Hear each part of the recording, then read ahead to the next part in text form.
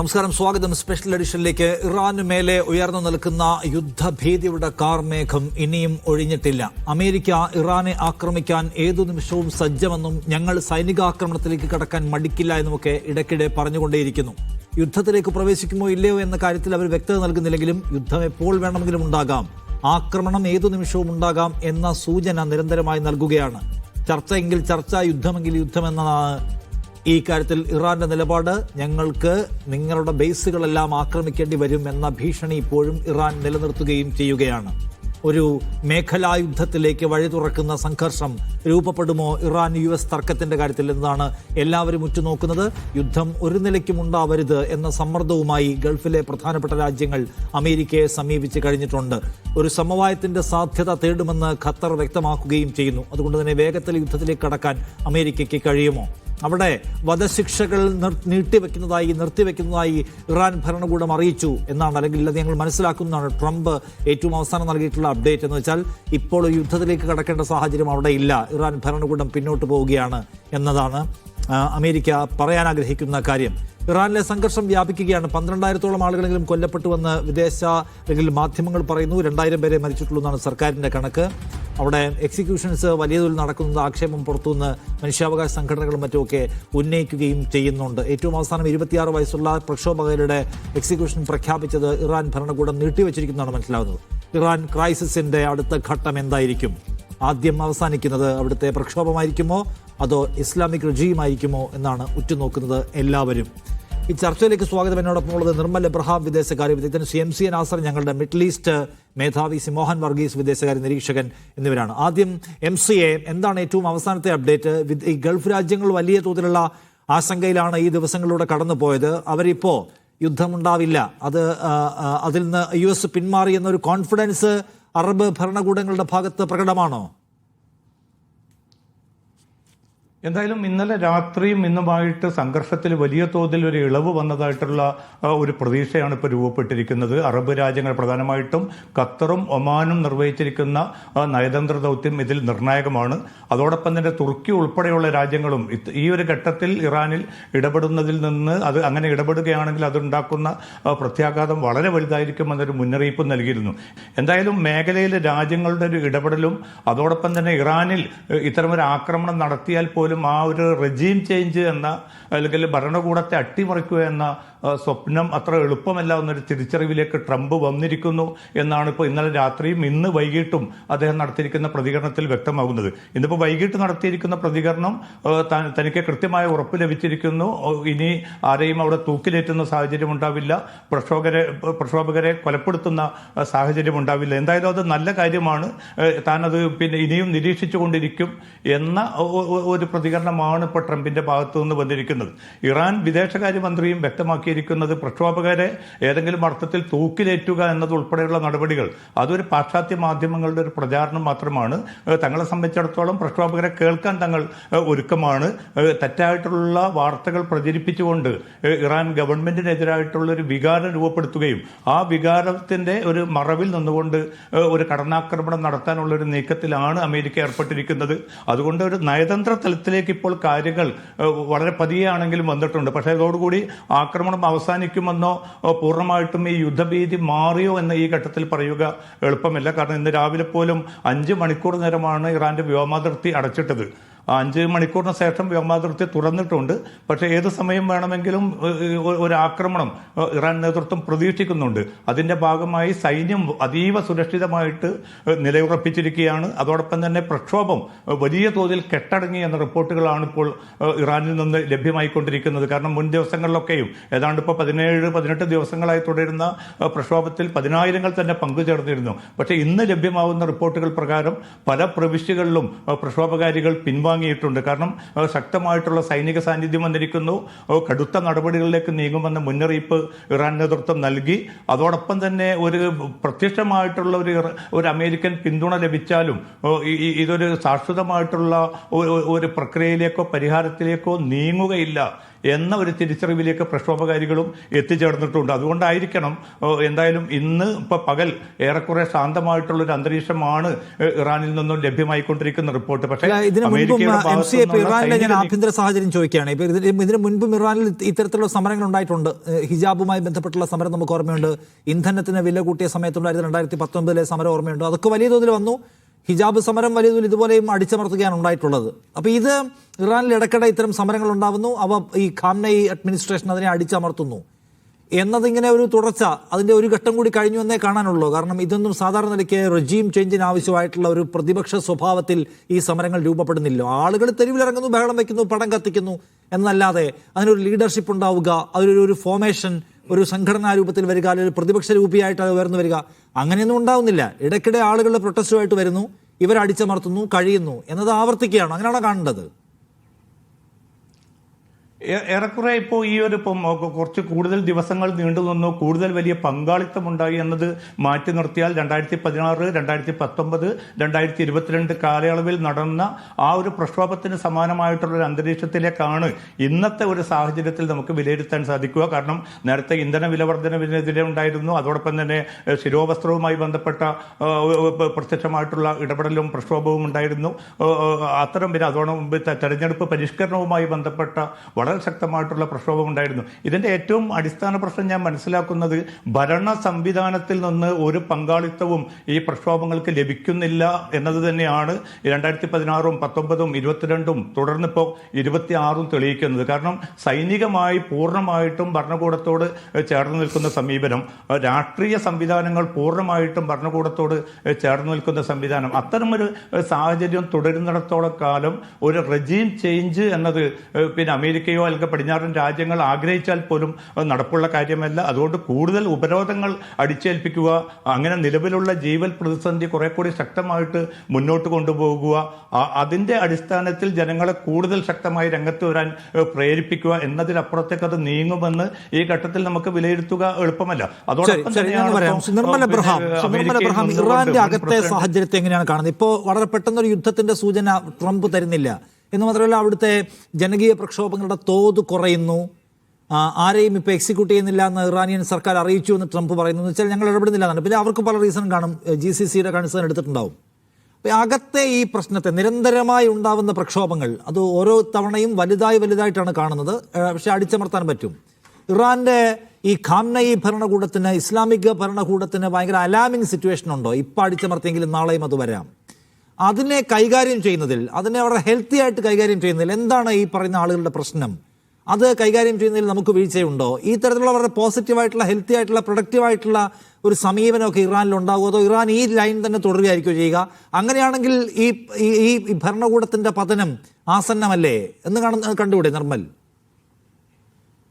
ഇതിനകത്ത് താങ്കൾ നേരത്തെ സൂചിപ്പിച്ച പോലെ പലതരത്തിലുള്ള പ്രൊട്ടസ്റ്റുകൾ മുമ്പ് ഉണ്ടായിട്ടുണ്ട്. കഴിഞ്ഞ ഒരു 16-17 വർഷത്തിൽ തന്നെ 4 മേജർ പ്രൊട്ടസ്റ്റുകൾ ഉണ്ടായിട്ടുണ്ടെന്ന് താങ്കൾ സൂചിപ്പിച്ചു. പക്ഷെ അതിലെ ഒരു പ്രത്യേകത എന്ന് പറഞ്ഞാൽ 2009 ഉണ്ടായത് ഇലക്ഷൻ ഡിസ്പ്യൂട്ടിനെ ചൊല്ലിയാണെങ്കിൽ, താങ്കൾ പറഞ്ഞ പോലെ തന്നെ 17 ഉണ്ടായത് ഈ പറഞ്ഞ ഫ്യൂവൽ പ്രൈസ്, പെട്രോൾ പ്രൈസ് കൂടിയതിനെ പ്രകാരമാണെങ്കിൽ, 19 ഉണ്ടായത് കറപ്ഷന്റെ പേരിലാണെങ്കിൽ, 22 ഉണ്ടായത് സ്ത്രീകളുടെ അവകാശങ്ങൾക്കോ മനുഷ്യാവകാശങ്ങൾക്കോ വേണ്ടിയാണെങ്കിൽ, ഇത്തവണ ഉണ്ടായത് എക്കോണമിക്ക് വേണ്ടിയാണ്. അതൊരു പ്രത്യേകതയുണ്ട്. കാരണം വെച്ച് കഴിഞ്ഞാൽ ഈ തകർന്നു നിൽക്കുന്ന, ഇപ്പൊ ഇൻഫ്ലേഷൻ ഉയർന്നു നിൽക്കുന്നു, അൺഎംപ്ലോയ്മെന്റ് ഉയർന്നു നിൽക്കുന്നു, ആളുകൾക്ക് കറൻസി താഴ്ന്നു നിൽക്കുന്നു, GDP താന്നുകൊണ്ടിരിക്കുന്നു. ഇങ്ങനെയുള്ള ഒരു സാഹചര്യത്തിൽ ജീവിക്കുമ്പോൾ അത് ആളുകളെ എല്ലാം ബാധിക്കും. സ്ത്രീകളുടെ സമരത്തിൽ ഏറെക്കുറെ കൺസർവേറ്റീവ് ആയിട്ടുള്ള ആളുകളൊന്നും അല്ല, ട്രഡീഷണലിസ്റ്റുകളൊന്നും ഒപ്പം നിന്നില്ല. ഫ്യൂവൽ പ്രൈസ് ഹൈക്കില് ഒരു പക്ഷേ മുന്നോട്ട് വന്ന കുറച്ച് പ്രൊട്ടസ്റ്റേഴ്സ് ആയിരിക്കും ഉണ്ടായിരിക്കും, അല്ലെ യൂണിവേഴ്സിറ്റി സ്റ്റുഡൻസ് ആയിരിക്കും ഉണ്ടായിരിക്കും. പക്ഷെ ഇത്തവണ ശ്രദ്ധിച്ചാൽ സാധാരണ കൺസർവേറ്റീവ് ആയിട്ട് ട്രഡീഷണലിസ്റ്റുകളായിട്ട് നിൽക്കുന്ന മെർച്ചൻസ് ഒക്കെ മുന്നോട്ട് വരിക എന്ന് പറഞ്ഞു കഴിഞ്ഞാൽ അതൊരു വ്യത്യസ്തമായ പ്രൊട്ടസ്റ്റ് ആയിട്ട് തന്നെ കണക്കാക്കാം. രണ്ടാമത്തെ കാര്യം, ഓരോ തവണ പ്രൊട്ടസ്റ്റ് ഉണ്ടായപ്പോഴും ഇത്രയും വലിയ ബ്രോഡായിട്ടൊരു സ്കെയിലിൽ ഉണ്ടായിട്ടില്ല. ഇത്തവണ ഈ പറയുന്ന എല്ലാ 31 പ്രൊവിൻസുകളിലും ഇതിന്റെ പ്രൊട്ടസ്റ്റുകൾ ഉണ്ടായിട്ടുണ്ട്. അതുകൊണ്ട് തന്നെ ഇത് തുടർന്നു പോയാൽ, ഇപ്പൊ ഇറാൻ സ്വീകരിച്ചിരിക്കുന്ന ഈ ഒരു നയമാണ് അവർക്ക് സ്ട്രാറ്റജിക്കലി രക്ഷപ്പെടാൻ പറ്റുന്ന ഒരേ ഒരു നയം. അതായത് എക്സിക്യൂഷൻസ് നിർത്തിവെക്കുന്നു, ഈ പറയുന്ന ആഞ്ഞടിച്ചുള്ള ബ്രൂട്ടലായിട്ടുള്ള അറ്റാക്ക്, അഗ്രഷൻ നിർത്തിവെക്കുന്നു എന്നുള്ളത് മാത്രമാണ് താൽക്കാലികമായി രക്ഷപ്പെടാൻ ഒരു വഴി. കാരണം മുന്നോട്ട് അടിച്ചമർത്തൽ തുടർന്നു കഴിഞ്ഞു കഴിഞ്ഞാൽ തീർച്ചയായിട്ടും അവർ വീക്കാണ്. ഇപ്പൊ 2023 ഇറാൻ അല്ല ഇപ്പോ. നമുക്കറിയാം ഈ 2 വർഷത്തിനിടയിൽ അമേരിക്കയും ഇസ്രായേലും ആയിട്ടുള്ള പല കോൺഫ്ലിക്റ്റുകൾക്കിടയിൽ ഇറാന് വന്നിരിക്കുന്ന നഷ്ടങ്ങൾ, ഇറാന്റെ പ്രോക്സികൾക്ക് വന്നിരിക്കുന്ന നഷ്ടങ്ങൾ. പക്ഷെ ഇതിന്റെ അകത്ത് നേരത്തെ പാനലിസ്റ്റ് സൂചിപ്പിച്ച പോലെ ഒരു തടസ്സം, ഇപ്പൊ ഇതൊക്കെ ശരിയാണ് ഫാക്ടേഴ്സ് ഉണ്ടെങ്കിലും ഒരു വ്യത്യാസം ഇറാനിലുണ്ട്. ഇപ്പം നമ്മൾ ശ്രീലങ്കയിൽ 2023 പ്രൊട്ടസ്റ്റ് കണ്ടു, ഇതേപോലെ എക്കോണമി തകർന്നിരിക്കുന്ന സമയത്ത് പ്രൊട്ടസ്റ്റ് കണ്ടു. നേപ്പാളിൽ പ്രൊട്ടസ്റ്റ് കണ്ടു, ബംഗ്ലാദേശിൽ പ്രൊട്ടസ്റ്റ് കണ്ടു. അവിടെ 3 അത് വിജയിച്ചു. അതിന് വിജയിക്കാനുള്ള ഒരു മേജർ കാരണം എന്ന് വെച്ച് കഴിഞ്ഞാൽ സ്ട്രോങ് ആയിട്ട് താങ്കൾ പറഞ്ഞ പോലെ യൂണിഫൈഡ് ആയിട്ട് ഒരു ഒപ്പോസിഷൻ ഉണ്ടായിരുന്നു അവിടെ. ഇവിടെ ഒരു ഒപ്പോസിഷൻ ഇല്ല. അതുകൊണ്ട് ആരാണ് ഇതിനെ നയിക്കുക എന്നുള്ള ചോദ്യമൊന്നുമില്ല. കുറെ കൂട്ടം ആളുകൾ പുറത്തോട്ട് ഇറങ്ങുന്നു. ഇത്തരത്തിലുള്ള അടിച്ചമർത്തൽ കാണുമ്പോഴത്തേക്കും, ആളുകളെ കൊല്ലുന്നത് കാണുമ്പോൾ അല്ലെങ്കിൽ ജയിലിലിടുന്നത് കാണുമ്പോഴത്തേക്കും പേടിച്ച് പിന്മാറുന്നു എന്നൊരു സാഹചര്യമാണ് ഇതിന് മുന്നത്തെ പ്രൊട്ടസ്റ്റുകൾ ഉണ്ടായിട്ടുള്ളത്. അതുകൊണ്ട് തന്നെ ഒരു ഒപ്പോസിഷൻ ഇല്ലാത്തത് ഇറാൻ റെജീമിന് എപ്പോഴും ഒരു പോസിറ്റീവാണ്. കാരണം അവരെ സംബന്ധിച്ചിടത്തോളം ഒരു ധൈര്യമാണ്. രണ്ടാമത്തെ കാര്യം, സാങ്ഷൻസ് ഇനി വർദ്ധിക്കുകയാണ്. ഇപ്പം ട്രംപ് നേരത്തെ തന്നെ സാങ്ഷൻസ് മാക്സിമം പ്രഷർ എന്നുള്ള ഒരു ടാക്ടിക്കലാണല്ലോ പൊയ്ക്കൊണ്ടിരുന്നത് ഇറാന്റെ മേൽ 2ാമത്തെ ടേമിൽ വന്നപ്പോൾ. അതുകൂടാതെ ഇപ്പൊ ഇറാന് മേൽ അല്ലെ ഇറാന്റെ കൂടെ ട്രേഡ് ചെയ്യുന്ന എല്ലാ രാജ്യങ്ങൾക്കും 25%, ഇന്ത്യ ഉൾപ്പെടുന്ന 20 രാജ്യങ്ങൾക്ക് 25% അഡീഷണൽ ടാരിഫും പറഞ്ഞിട്ടുണ്ട്. ഇങ്ങനെയുള്ള സാങ്ഷൻസ് വെച്ചുകൊണ്ട് എക്കണോമിക് പ്രഷർ ഫർദർ കൊടുത്തുകൊണ്ട് ഇതിനെ വേഴ്സൺ ചെയ്യുക എന്നുള്ളതായിരിക്കാം അമേരിക്കയുടെ ഇപ്പോഴത്തെ ഒരു സ്ട്രാറ്റജി. കാരണം നിലവിൽ പ്രശ്നങ്ങൾ ഇല്ലെങ്കിൽ അറ്റാക്ക് ചെയ്യേണ്ട ആവശ്യം അമേരിക്കയ്ക്ക് വരുന്നില്ല. അങ്ങനെ അറ്റാക്ക് ചെയ്താൽ അത് അൺജസ്റ്റിഫൈഡ് ആയും പോകും. അതുകൊണ്ട് തീർച്ചയായിട്ടും പ്രഷർ ടാക്ടിക് തന്നെയായിരിക്കും ഫോളോ ചെയ്യുക. പക്ഷെ ഇറാൻ നിലവിലെ അപ്രോച്ച് എടുത്തത് അവർക്ക് നന്നായി എന്നേ ഞാൻ പറയുള്ളൂ. കാരണം നേരത്തെ അടിച്ചമർത്തുന്ന പോലെ ബ്രൂട്ടലായിട്ടുള്ള അടിച്ചമർത്തലുകൾ തുടർന്നു കഴിഞ്ഞാൽ അമേരിക്ക ഇടപെട്ട് കഴിഞ്ഞാൽ പഴയ പോലെ പ്രോക്സികൾക്ക് പവറില്ല. ഹെസ്ബുള്ളക്കോ ഹൂത്തികൾക്കോ ഇസ്ലാമിക് ജിഹാദിനോ PMF-നോ ഒന്നും വന്ന് രക്ഷിക്കാൻ പറ്റുന്ന ഒരു സാഹചര്യം അല്ല ഇപ്പം. മാത്രമല്ല മൊത്തത്തിൽ കമാൻഡേഴ്സിനെ ആണെങ്കിലും ഒക്കെ വീക്ക് ആക്കിയിരിക്കുകയാണ്, ജനങ്ങൾ മൊത്തം ഇളകിയിരിക്കുകയാണ്. സോ ഇങ്ങനൊരു സാഹചര്യത്തിൽ അവർക്ക് ഈ ഒരു അപ്രോച്ച് എടുക്കുന്ന, ഈ ഒരു ഡിപ്ലോമാറ്റിക് അപ്രോച്ച് വല്ലപ്പോൾ ആദ്യമായിട്ടാണ് ഇറാൻ എടുത്തിരിക്കുന്നതാണ് അവർക്ക് അവരുടെ സേഫ്റ്റിക്ക് തൽക്കാലം നല്ലത്. ഇല്ലെന്നുണ്ടെങ്കിൽ ഫർദർ ഇന്റൻസിഫൈ ചെയ്താൽ തീർച്ചയായിട്ടും റെജീമിന് ഒരു ചലഞ്ച് ആകും. വീഴുമോ ഇല്ലയോ എന്ന് തീർച്ചയായിട്ടും പറയാൻ പറ്റില്ല, കാരണം മറ്റുള്ള സ്ഥലങ്ങൾ പോലല്ല. പക്ഷേ ഞാൻ ചോദിക്കുന്നത് ഇപ്പം ഇറാനെ സംബന്ധിച്ച് ഇതൊരു അലാമിംഗ് സിറ്റുവേഷൻ ആണെന്ന് പറയാൻ കാര്യം, നിരന്തരമായി ആളുകൾ തെരുവിലിറങ്ങുന്നു. ഒരു ഏകാധിപത്യ ഭരണകൂടത്തോട് ജനങ്ങൾ കാണിക്കേണ്ടുന്ന ഒരു ഭയഭക്തി ബഹുമാനം കാണുന്നില്ല എന്ന് മാത്രമല്ല, ഓരോ തവണയും അതിലെ ആളുകളുടെ എണ്ണം കൂടുന്നു. അത് കൂടുതൽ കാഷ്വാലിറ്റീസ് ഉണ്ടാക്കുന്നു. ജനങ്ങൾ വലിയ രാഷ്ട്രീയ മുദ്രാവാക്യം വിളിക്കുന്നു, റെജീം ചേഞ്ച് എന്ന ആവശ്യം ഉന്നയിക്കുകയൊക്കെ ചെയ്യാണ്. അത് നാളെയും ആവർത്തിക്കാമല്ലോ. കാരണം ഭരണകൂടത്തോടുള്ള ജനങ്ങളുടെ വിപ്രതിപത്തിയും വിയോജിപ്പും അല്ലെങ്കിൽ അതൃപ്തിയും ഭയങ്കര രൂക്ഷമാണെന്നാണ് അതിൻ്റെ മീനിങ്. അത് പുറത്തു വരുന്നത് വല്ലപ്പോഴും മാത്രമായിരിക്കും. ആ പ്രശ്നത്തെ അഡ്രസ്സ് ചെയ്യാൻ ഇറാന് സാധ്യമാണോ? അതോ പൈസ ഇല്ലായ്മ, ഉപരോധം എന്നിവയിൽ നിന്നുകൊണ്ട് ആ പ്രശ്നത്തെ കൈകാര്യം ചെയ്യാൻ പറ്റുന്നില്ല, അതെല്ലാം ഇങ്ങനെ സപ്രസ് ചെയ്യുകയാണ്, അടിച്ചമർത്തുകയാണ് ഇറാൻ ചെയ്യുന്നത് എന്നാണോ? അതോ ഇറാൻ ഒരു ചേഞ്ച് എടുക്കേണ്ടി വരുമായിരിക്കുമോ എന്ന് ചോദിക്കുക ഞാൻ. അല്ല, ഇറാനെ സംബന്ധിച്ചിടത്തോളം ചേഞ്ച് എന്ന് വെച്ചാൽ അപ്രോച്ചിൽ ഒരു ചേഞ്ച് ആയിരിക്കും അവർക്ക് ചെയ്യാൻ പറ്റുന്ന ആകെപ്പാടെ ഒരു കാര്യം. അല്ലാതെ റെജീം ചേഞ്ചിന് അവരൊരിക്കലും തയ്യാറാവില്ല. പക്ഷെ അപ്രോച്ചിൽ ഒരു മാറ്റം വരുത്തേണ്ടത് ആവശ്യമാണ്. കാരണം താങ്കൾ പറഞ്ഞ പോലെ ഇനിയും ഈ പ്രൊട്ടസ്റ്റ് തുടരും. കാരണം ഈ പറയുന്ന എക്കണോമിക് കൊളാപ്സ് ഇന്നും ഇന്നലെയും തുടങ്ങിയതല്ല, കഴിഞ്ഞ കുറച്ച് വർഷങ്ങളായിട്ട് തന്നെ ഇറാൻ അനുഭവിക്കുന്ന കാര്യമാണ്. പക്ഷെ ഇപ്പൊ അത് വേഴ്സൺ ചെയ്തുകൊണ്ടിരിക്കുകയാണ്. അങ്ങനെയുള്ള സാഹചര്യത്തിൽ അവർക്ക് സ്ട്രോങ് ആയിട്ട് നേരത്തെ പോലെ ബ്രൂട്ടലായിട്ട് അറ്റാക്ക് നടത്തി കഴിഞ്ഞാൽ ഈ പറഞ്ഞ റിസൾട്ട് റെജീം ചേഞ്ചിലേക്ക് ഇവൻച്വലി പോകും എന്നുള്ളതാണ്. അതുകൊണ്ട് അത് എക്സ്പെക്ട് ചെയ്തുകൊണ്ട് അപ്രോച്ചിൽ ഒരു മാറ്റം വരുത്തണം എന്നുള്ളതാണ് ഒരു വിലയിരുത്തലായിട്ട് കാണുന്നത്. അല്ലാത്ത പക്ഷം റെജീം ചേഞ്ചിലേക്ക് പോകാം എന്നുള്ളതാണ്. ശരി. ഞാൻ മോഹൻ വർഗീസും, അമേരിക്ക ഏതു സമയവും ആക്രമിക്കും എന്നതായിരുന്നില്ല. ഇന്നലെയൊക്കെ ജെറുസലേം പോസ്റ്റൊക്കെ റിപ്പോർട്ട് ചെയ്തിരിക്കുന്നത് 24 hours-നകം അമേരിക്ക മിലിറ്ററി ആക്ഷനിലേക്ക് പ്രവേശിക്കുന്നതാണ്. ആ 24 hours ഒക്കെ കഴിഞ്ഞു. അപ്പോൾ ഇസ്രായേലിലൊക്കെ ഭയങ്കര മൂഡായിരുന്നു, ഏത് സമയത്തും ഇത് ആക്രമിക്കാൻ പോകുന്നു, ഞങ്ങളുടെ സമ്മർദ്ദം ഫലം കണ്ടു, US ഇറങ്ങാൻ പോവുകയാണ്. പക്ഷേ ഇതുവരെ ഇറങ്ങിയിട്ടില്ല എന്ന് മാത്രമല്ല, ഇറാനെ ഇപ്പം ആക്രമിക്കേണ്ട ഒരു നിലയില്ല എന്ന മട്ടിലാണ് ട്രംപിൻ്റെ അവസാനത്തെ അപ്ഡേറ്റ്. അവിടെ എക്സിക്യൂഷൻസ് ഒന്നും ഇല്ല, എല്ലാം നിർത്തിവെച്ചതായിട്ടാണ് മനസ്സിലാക്കുന്നത് എന്ന്. അമേരിക്ക പിൻവാങ്ങുന്നതിൻ്റെ പിന്നിൽ റീസൺസ് എന്തെല്ലാമായിരിക്കാം? ഒരു ആക്രമണം ആസന്നമാണ്, ഇമ്മിനൻ്റ് ആണ് എന്ന പ്രതീതിയാണ് കഴിഞ്ഞ 24 മണിക്കൂറിന് മുൻപ് വരെ ഉണ്ടായിരുന്നത്. പക്ഷേ കുറച്ചുകൂടി യാഥാർത്ഥ്യബോധത്തോടു കൂടി മുഖാമുഖം നിൽക്കുന്ന രണ്ട് വിഭാഗങ്ങളും, ഇറാനിയൻ സൈഡും അമേരിക്കൻ സൈഡും, കുറച്ചുകൂടി യാഥാർത്ഥ്യബോധത്തോടെ കാര്യങ്ങളെ ഇപ്പോൾ സമീപിക്കുന്നു എന്നതാണ് ഇപ്പോൾ ഉരുത്തിരിഞ്ഞു വരുന്ന ഒരു ചിത്രം. നോക്കൂ, 3 ഓപ്ഷൻസാണ് ഇറാൻ്റെ മുമ്പിലുള്ളത്. അതിലൊന്ന് റെജീം ചേഞ്ച് എന്ന അൾട്ടിമേറ്റ് ഓപ്ഷന് മുൻപുള്ള 3 ഘട്ടങ്ങളാണ്. ഒന്ന്, ചർച്ചകളുടെ വാതിലുകൾ തുറന്നിടുക, അത് internal as well as external. Internal എന്ന് പറഞ്ഞാൽ പ്രക്ഷോഭകാരികൾക്ക് എന്താണോ വേണ്ടത് അവരുടെ പ്രതിനിധികളുമായി സംസാരിക്കുക. പക്ഷേ ഇവിടെ ഒരു ബുദ്ധിമുട്ടുണ്ട്. ആരാണ് പ്രക്ഷോഭകാരികളുടെ നേതൃത്വം? ഇവിടെ നേരത്തെ ശ്രീ നിർമ്മല എബ്രഹാം സൂചിപ്പിച്ചത് ശരിയാണ്. പ്രക്ഷോഭകാരികൾക്ക് കൃത്യമായ ഒരു പ്രതിപക്ഷ മുഖമില്ല. ബംഗ്ലാദേശിലോ ശ്രീലങ്കയിലോ പാകിസ്ഥാനിലോ പോലും കണ്ടതുപോലെയുള്ള ഒരു ജൻസി പ്രക്ഷോഭം അല്ല ഇറാനിൽ സംഭവിക്കുന്നത്. പക്ഷേ ഒരുപക്ഷെ അതിനേക്കാൾ വ്യാപകമാണ്, അതിനേക്കാൾ കൂടുതൽ നഗരങ്ങളിലേക്ക് അത് വ്യാപിച്ചു. 1989 ടിയനൻമെൻ സ്ക്വയറിൽ നടന്ന, ചൈനയിൽ നടന്ന പ്രക്ഷോഭത്തെക്കാൾ ഒരുപക്ഷെ രാഷ്ട്രവ്യാപകമാണ് ഈ പ്രക്ഷോഭം. അത് റെജീം ചേഞ്ചിൽ എത്തി നിൽക്കണം എങ്കിൽ യഥാർത്ഥത്തിൽ ഒരു പ്രതിപക്ഷ മുഖം വേണം. അത് റെജീം ചേഞ്ച് ഒഴിവാക്കണമെങ്കിൽ ഗവൺമെൻറ് ഓഫ് ഇറാൻ, അതായത് റിലീജിയസ് ക്ലറിക്സ് നയിക്കുന്ന, ഇപ്പോൾ പൊളിറ്റിക്കൽ എക്സിക്യൂട്ടീവായ മസൂദ് പെസഷ്കിയാൻ നയിക്കുന്ന ഗവൺമെൻറ് കൃത്യമായി പോപ്പുലർ റിസെന്റ്മെൻറ്റിനെ അഡ്രസ്സ് ചെയ്യുകയും ഇന്റേണലി ചർച്ച ചെയ്യാൻ സന്നദ്ധമാവുകയും വേണം. എന്താണ് ചർച്ച? ഞങ്ങൾ എക്സിക്യൂഷൻ ഒഴിവാക്കിയിരിക്കുന്നു, നിയമവിധേയമായിട്ട് മാത്രമേ കൊലക്കുറ്റം ഉൾപ്പെടെയുള്ള കാര്യങ്ങൾ ഞങ്ങൾ ചെയ്യൂ. അതുകൊണ്ട് തിടുക്കത്തിലുള്ള ഹാങ്ങിങ് ഉൾപ്പെടെയുള്ള കാര്യങ്ങൾ പിന്നെ ഇപ്പോൾ ഉള്ള ഒരു അർഫാൻ തൂക്കിക്കൊലയ്ക്ക് വിധിക്കപ്പെട്ടു എന്ന രീതിയിൽ പാശ്ചാത്യ മാധ്യമങ്ങളൊക്കെ വലിയ ഒരു പ്രചരണമാണ് ഉണ്ടായത്. അപ്പോൾ ഇത് കേൾക്കുന്ന നമ്പർ വെച്ച് നോക്കിയാൽ ഏതാണ്ട് 925 ഹാങ്ങിങ് ആണ് 2024 വർഷമുണ്ടായത് എന്നാണ് കണക്കുകൾ. 2025 വർഷത്തെ അവസാന കണക്കുകൾ പുറത്തു വന്നിട്ടില്ല. അപ്പോൾ വലിയ നമ്പർ എക്സിക്യൂഷൻസ് ഇറാനിൽ നടക്കുന്നു, മനുഷ്യാവകാശ ലംഘനം നടക്കുന്നു, നിയമവാഴ്ച പ്രോപ്പറായിട്ട് നടക്കുന്നില്ല എന്ന ആരോപണമാണ്. അത് അഡ്രസ്സ് ചെയ്യണമെങ്കിൽ ഇന്റേണൽ റിസെന്റ്മെന്റിനെ ചർച്ചകളിലൂടെ അഡ്രസ്സ് ചെയ്യണം. അതൊന്ന്. രണ്ട്, അത് അഡ്രസ്സ് ചെയ്താൽ പോലും കാര്യമായ മാറ്റമുണ്ടാവില്ല. ജനങ്ങളുടെ സാമ്പത്തിക അവസ്ഥയ്ക്ക് മാറ്റമുണ്ടാകണമെങ്കിൽ ഉപരോധം ലിഫ്റ്റ് ചെയ്യപ്പെടണം. ഇറാൻ ഫേസ് ചെയ്യുന്ന അമേരിക്കൻ ഉപരോധം എണ്ണ ഒരു തുള്ളി വിൽക്കാൻ കഴിയുന്നില്ല. ചൈനയിലേക്കാണ് 80% കയറ്റുമതി. അത് തന്നെ ഇപ്പോൾ അഫക്റ്റഡ് ആണ്. ഏറെക്കാലം ഒരു രാജ്യത്തിന് അങ്ങനെ കയറ്റുമതി ഇല്ലാതെ മുന്നോട്ട് പോകാനാവില്ല.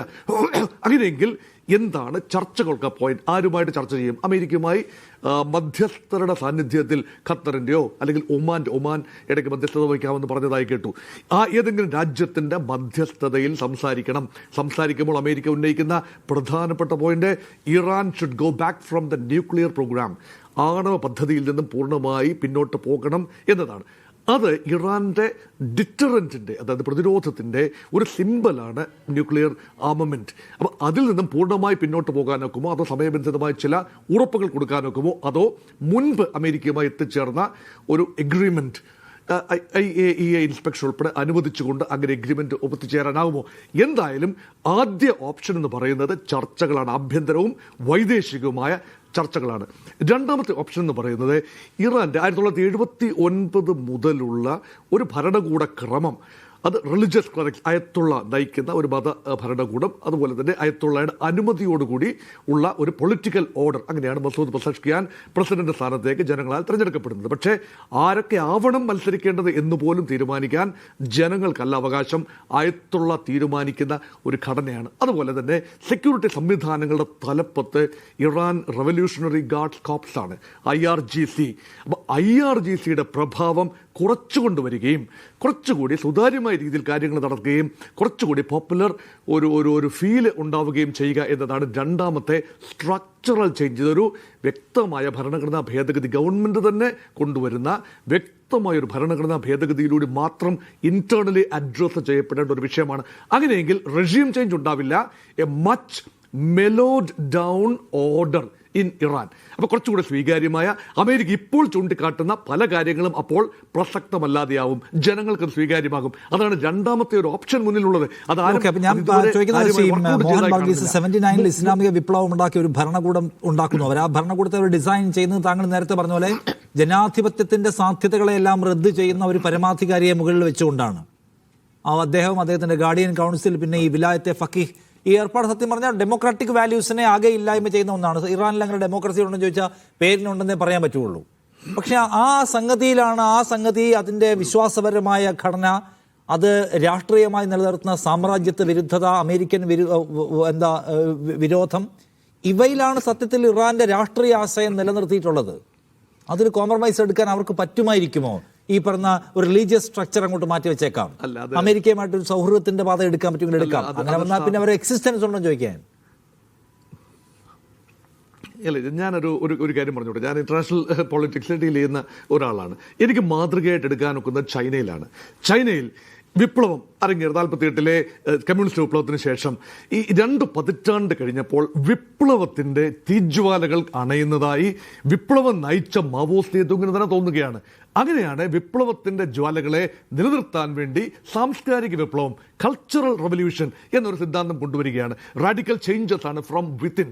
അത് ഗോർബച്ചേവ് കൊണ്ടുവന്ന ഗ്ലാസ്നോസ്റ്റ് ആൻഡ് പെരിസ്ട്രോയിക്കയും ചേഞ്ചസ് ഫ്രം വിത്തിൻ ആണ്. അപ്പം കാലോചിതമായി ഏത് ക്രമവും, ഏത് വിപ്ലവ ക്രമവും, അത് ഇറാനിയൻ റവല്യൂഷൻ ആയിക്കോട്ടെ, ഇസ്ലാമിക് റവല്യൂഷൻ ആയിക്കോട്ടെ, കമ്മ്യൂണിസ്റ്റ് റവല്യൂഷൻ ആയിക്കോട്ടെ, അകത്ത് നിന്നുകൊണ്ട് നിരന്തരം ആധുനികത കാലഘട്ടത്തിനനുസരിച്ച് തിരുത്തേണ്ടതുണ്ട്. അത് തിരുത്താൻ വിസമ്മതിക്കുമ്പോഴാണ് ഒരു പൊട്ടിത്തെറി ഉണ്ടാകുന്നത്. ചൈന വീണ്ടും തിരുത്തി. ചൈന 90-കളിൽ ഡെങ് സിയാപിങ് വന്ന സമയത്ത്, 70-കളുടെ അവസാനം ഡെങ് സിയാപിങ്ങിന്റെ കാലത്ത് ഉദാരവൽക്കരണത്തിലേക്ക് തിരിഞ്ഞു. Economic capitalism and political communism എന്ന മോഡലിലേക്ക് തിരിഞ്ഞു. അടിസ്ഥാനപരമായ കമ്മ്യൂണിസ്റ്റ് മാതൃക നിലനിർത്തിക്കൊണ്ട് ഒരുപാട് സ്ട്രക്ചറൽ ചേഞ്ചസ് ആണ് ആഭ്യന്തരമായി കൊണ്ടുവന്നത്. സമാനമായ രീതിയിൽ കാലത്തിനൊത്ത പരിഷ്കാരങ്ങൾ നടത്താൻ വിസമ്മതിക്കുമ്പോൾ ഇപ്പം ഗ്ലോബൽ മീഡിയയുടെ ഒക്കെ സ്വാധീനം ഇറാനിലും വളരെ പ്രകടമാണ്. ഇപ്പം റഷ്യയിൽ ഗോർബച്ചേവ് വന്നുകൊണ്ട് മാത്രമല്ല, ഇത് മോഡേൺ ലൈഫിനെ കുറിച്ച്, സ്വാതന്ത്ര്യത്തെക്കുറിച്ചുള്ള കാഴ്ചപ്പാടുകൾ റഷ്യൻ യുവതയിൽ 80-കളുടെ മധ്യത്തിൽ കൂടുതലായി വന്നതുകൊണ്ടാണ് അവിടെ ഉണ്ടായത്. അല്ലാതെ ഒരു പ്രതിവിപ്ലവകാരികൾ ശ്രമിച്ചതുകൊണ്ടോ ഒന്നുമല്ല. ഇതുപോലെയുള്ള കാര്യങ്ങൾ ഒരുപക്ഷെ ചെറിയ വിട്ടുവീഴ്ചക്ക് തയ്യാറാകുന്നു എന്ന് പറയുമ്പോൾ ആഭ്യന്തരമായി മനസ്സുകളെ ഒരുക്കാൻ കഴിയും. കാരണം ആത്യന്തികമായി ഇറാൻ ജനതയ്ക്ക് എന്താണോ വേണ്ടത്, കുറേയൊക്കെ ഗവൺമെന്റ് വഴങ്ങിക്കൊടുക്കുക തന്നെയാണ് വേണ്ടത്. അടിസ്ഥാനപരമായ ഇസ്ലാമിക് റിപ്പബ്ലിക് എന്ന DNA നിലനിർത്തുകയും ചെറിയ മാറ്റങ്ങൾ കൊണ്ടുവരികയും ചെയ്യണം. അത് സാധിക്കാതെ വരുമ്പോഴാണ് സിസ്റ്റം വളരെ ബ്രിട്ടിലായി മാറുന്നത്. അതുകൊണ്ടാണ് ഈ പറയുന്ന അപ്രൈസിംഗ് ഉണ്ടാകുന്നത്. ഇനി ഈ ഒരു റെജീം ചേഞ്ച് വരണമെങ്കിൽ 3 കാര്യങ്ങൾ കൂടി സംഭവിക്കണം. കൃത്യമായ റെജീം ചേഞ്ച് വരണമെങ്കിൽ, ഒന്ന്, ആഭ്യന്തരമായി എല്ലാ വിഭാഗം ആളുകളും സമാന്തരമായി അപ്രൈസിംഗിലാകണം. അതിനൊരു കോർഡിനേറ്റർ ലീഡർഷിപ്പ് ഉണ്ടാകണം. ഇപ്പോൾ അതിനൊരു കോർഡിനേറ്റർ ലീഡർഷിപ്പ് ഇല്ല എന്നതാണ് വാസ്തവം. ഇത് നേരത്തെ എനിക്ക് മുമ്പ് സംസാരിച്ചവർ പറഞ്ഞു. അത് കോർഡിനേറ്റഡ് അല്ല, സ്പൊറാഡിക് ആണ്. ഇൻസിഡൻസ് 28-ാം തീയതി, ഡിസംബർ മാസം 28-ാം തീയതി തുടങ്ങിയ ഒരു നീക്കം ഇപ്പോൾ 3-ാമത്തെ ആഴ്ചയിലേക്ക് ഈ ഒരു പ്രതിഷേധം നീങ്ങുന്ന ഒരു കാഴ്ചയാണ് കാണുന്നത്. 3 ആഴ്ച കഴിഞ്ഞപ്പോൾ ഇപ്പോൾ ഇതാ ചെറിയ രീതിയിലുള്ള ഈ ഗവൺമെന്റ് അനുകൂല പ്രക്ഷോഭങ്ങളും അതിനോടൊപ്പം വരുന്നു. ഇപ്പൊ ഗവൺമെന്റ് വിരുദ്ധ പ്രക്ഷോഭങ്ങളുടെ വലിയ ഇന്റൻസിറ്റി കുറയുന്ന ഒരു കാഴ്ചയാണ്. അത് ഫിസിൽ ഔട്ട് ചെയ്തു പോകുമോ, അതോ ബലപ്രയോഗം ഇല്ലാതെ തന്നെ കുറെയൊക്കെ ചെറിയ രീതിയിൽ വഴങ്ങുന്നു എന്ന് പറയുമ്പോൾ ജനം പിന്നോട്ട് പോകുമോ, കാത്തിരുന്ന് കാണേണ്ട കാര്യമാണ്. അതാണ് ഒരു കാര്യം. ഇറാനിൽ നിന്ന് കേൾക്കുന്നത് എന്താണ്? ഇറാൻ ഈ പ്രക്ഷോഭങ്ങളെ ആരോഗ്യകരമായി അഡ്രസ് ചെയ്യുന്നുണ്ടോ? ഈ പ്രക്ഷോഭങ്ങൾക്ക് ഒരു റീസൺ ഉള്ളത് ജീവിതം ദുരിതപൂർണമായ മനുഷ്യരുടെ സമരമാണ്. ജീവിതം ദുരിതപൂർണ്ണമാക്കുന്നത് ആരാണെന്ന് ചോദിച്ചാൽ അമേരിക്കയാണ്. അതിൽ തർക്കമില്ല. കാരണം ഈ സാങ്ഷൻസ് ആണ് സത്യത്തിൽ ഇറാനെ പുഷ്ടിപ്പെടാൻ സമ്മതിക്കാത്ത അവരുടെ പ്രതിരോധ ഘടകം. ഞാൻ ചോദിക്കുന്നത്, എന്നാൽ തന്നെയും അഴിമതി ഒരു പ്രശ്നമാണ്. ഇപ്പോഴത്തെ ഈ ഭരണ സിസ്റ്റം, അതിൻ്റെ ഡിസൈൻ ഒരു പ്രശ്നമാണ്. അതിനെ ചൊല്ലിയുള്ള അത് നടപ്പിലാക്കുന്ന ഏകാധിപത്യ രൂപമുള്ള ഭരണക്രമം ആളുകൾക്ക് പ്രശ്നമാണ്. അതിനകത്തൊക്കെ ഒരു ചേഞ്ച് എടുക്കേണ്ടതുണ്ട്, ആളുകളെ കേൾക്കേണ്ടതുണ്ട്, ഈ പുതിയ പോപ്പുലേഷനെ മാനിക്കേണ്ടതുണ്ട് എന്ന സമീപനം ഇറാൻ ഉണ്ടോ? അതോ ഇറാൻ ഇപ്പോഴും പറയുകയും ചിന്തിക്കുകയും ചെയ്യുന്നതെല്ലാം വിദേശ ഗൂഢാലോചന എന്ന മട്ടിലാണോ? ഇപ്പോൾ 79-ൽ ഇസ്ലാമിക റവല്യൂഷൻ വരുന്ന ഒരു ഘട്ടത്തിൽ അന്നൊക്കെയും അമേരിക്കയെ പ്രത്യക്ഷമായിട്ടുള്ളൊരു ശത്രുവാക്കി മാറ്റുന്ന ഒരു സാഹചര്യം അത് വെറുതെ രൂപപ്പെട്ടതല്ല. കാരണം പഹ്ലവി ഭരണകൂടത്തെ വെച്ചുകൊണ്ട് ഇറാന്റെ ഏറ്റവും സമ്പന്നമായിട്ടുള്ള എണ്ണശേഖരം പൂർണ്ണമായിട്ടും പിടിമുറുക്കാനുള്ളൊരു നീക്കം അമേരിക്ക നടത്തിയത് അത്തരം നീക്കങ്ങൾക്കെതിരായിട്ടുള്ള ഒരു ജനതയുടെ കൂടി ഒരു ആവിഷ്കാരമായിരുന്നു 79-ൽ നടന്ന വിപ്ലവം. പക്ഷേ തുടർന്ന് ഒരു വർഷം പിന്നിടുന്നതിന് മുമ്പാണ് ഇറാഖിനെ പൂർണ്ണമായിട്ടും ആയുധമണിയിച്ചുകൊണ്ട് അറബ് രാജ്യങ്ങളും അമേരിക്കയും എല്ലാം ചേർന്നുകൊണ്ട് 8 വർഷം നീണ്ടൊരു യുദ്ധം അടിച്ചേൽപ്പിക്കപ്പെടുന്നത് ഇറാന് നേരെ. എന്നിട്ടും ആ 8 വർഷത്തെ നീണ്ട യുദ്ധത്തിലൂടെ ലക്ഷക്കണക്കിന് മനുഷ്യർ കൊല്ലപ്പെട്ട ആ യുദ്ധത്തിന്റെ ബാക്കിപത്രം എന്താണ്? തുടർന്നും ഈ ഇസ്ലാമിക ഗവൺമെന്റ് ഈ പ്രതികൂലമായ സാഹചര്യങ്ങൾ മറികടന്ന് നിലനിന്നിട്ടുണ്ട്. പക്ഷെ ഇപ്പോൾ ഈ പുതിയ സാഹചര്യത്തിലുണ്ടായ ഏറ്റവും വലിയ പ്രതിസന്ധി എന്നത് മാറി വന്ന ഒരു തലമുറയാണ്. ആ തലമുറയോട് നിങ്ങൾക്ക് ഇസ്ലാമിക വിപ്ലവത്തെക്കുറിച്ചോ ഖുമൈനിയുടെ ഏറ്റവും അപ്രമാദിത്വമായിട്ടുള്ള ഒരു സാന്നിധ്യത്തെക്കുറിച്ചോ ഒന്നും ഇപ്പോൾ വിശദീകരിച്ചിട്ട് കാര്യമില്ല. അവർ അഭിമുഖീകരിക്കുന്ന ജീവൽ പ്രതിസന്ധികളുണ്ട്. അതിൽ ഏറ്റവും പ്രധാനം വിലക്കയറ്റം തന്നെയാണ്, പണപ്പെരുപ്പം തന്നെയാണ്. കാരണം അടുത്തിടെ ഏതാനും വർഷങ്ങൾക്ക് മുമ്പ് ഇറാനിൽ യാത്ര ചെയ്തപ്പോൾ ഒരു പുറത്തു വന്ന ആർക്കും അത് പ്രത്യക്ഷത്തിൽ ബോധ്യപ്പെടും. അത്രയും രൂക്ഷമാണ് പണപ്പെരുപ്പത്തിന്റെ വ്യാപ്തി എന്നത്. 50% മുകളിലേക്ക് പണപ്പെരുപ്പം എത്തിച്ചേർന്നിരിക്കുന്ന അവസ്ഥയിൽ എല്ലാ സാധനങ്ങൾക്കും, ഒരു ചായ മുതൽ എല്ലാ വസ്തുക്കൾക്കും ഉയർന്ന വില കൊടുക്കേണ്ടി വരുന്ന ഒരു ഗതികെട്ട അവസ്ഥയുണ്ട്. ഇതിന് നേരത്തെ നിഷാദ് സൂചിപ്പിച്ചതുപോലെ തന്നെ പ്രത്യക്ഷ കാരണം എന്നത് ഉപരോധം തന്നെയാണ്. നേരത്തെയും പിന്നെ ഇറാഖിന്റെ കാര്യത്തിൽ അതാണ് സംഭവിച്ചത്. കാരണം 1992 കുവൈത്ത് അധിനിവേശം നടന്നതോടുകൂടി ഉപരോധം അടിച്ചേൽപ്പിച്ചു. പിന്നെ നീണ്ട 12 കൊല്ലത്തെ ഉപരോധത്തിലൂടെയാണ് ഇറാഖിന്റെ ദിനാർ ഏതാണ്ട് കുവൈത്ത് ദിനാറിന് തുല്യമായി ഉയർന്ന ഒരു പൊസിഷനിൽ നിന്ന ദിനാറിന്റെ മൂല്യം ഇടിഞ്ഞ് ഒന്നുമല്ലാത്ത സാഹചര്യത്തിൽപ്പെട്ടു.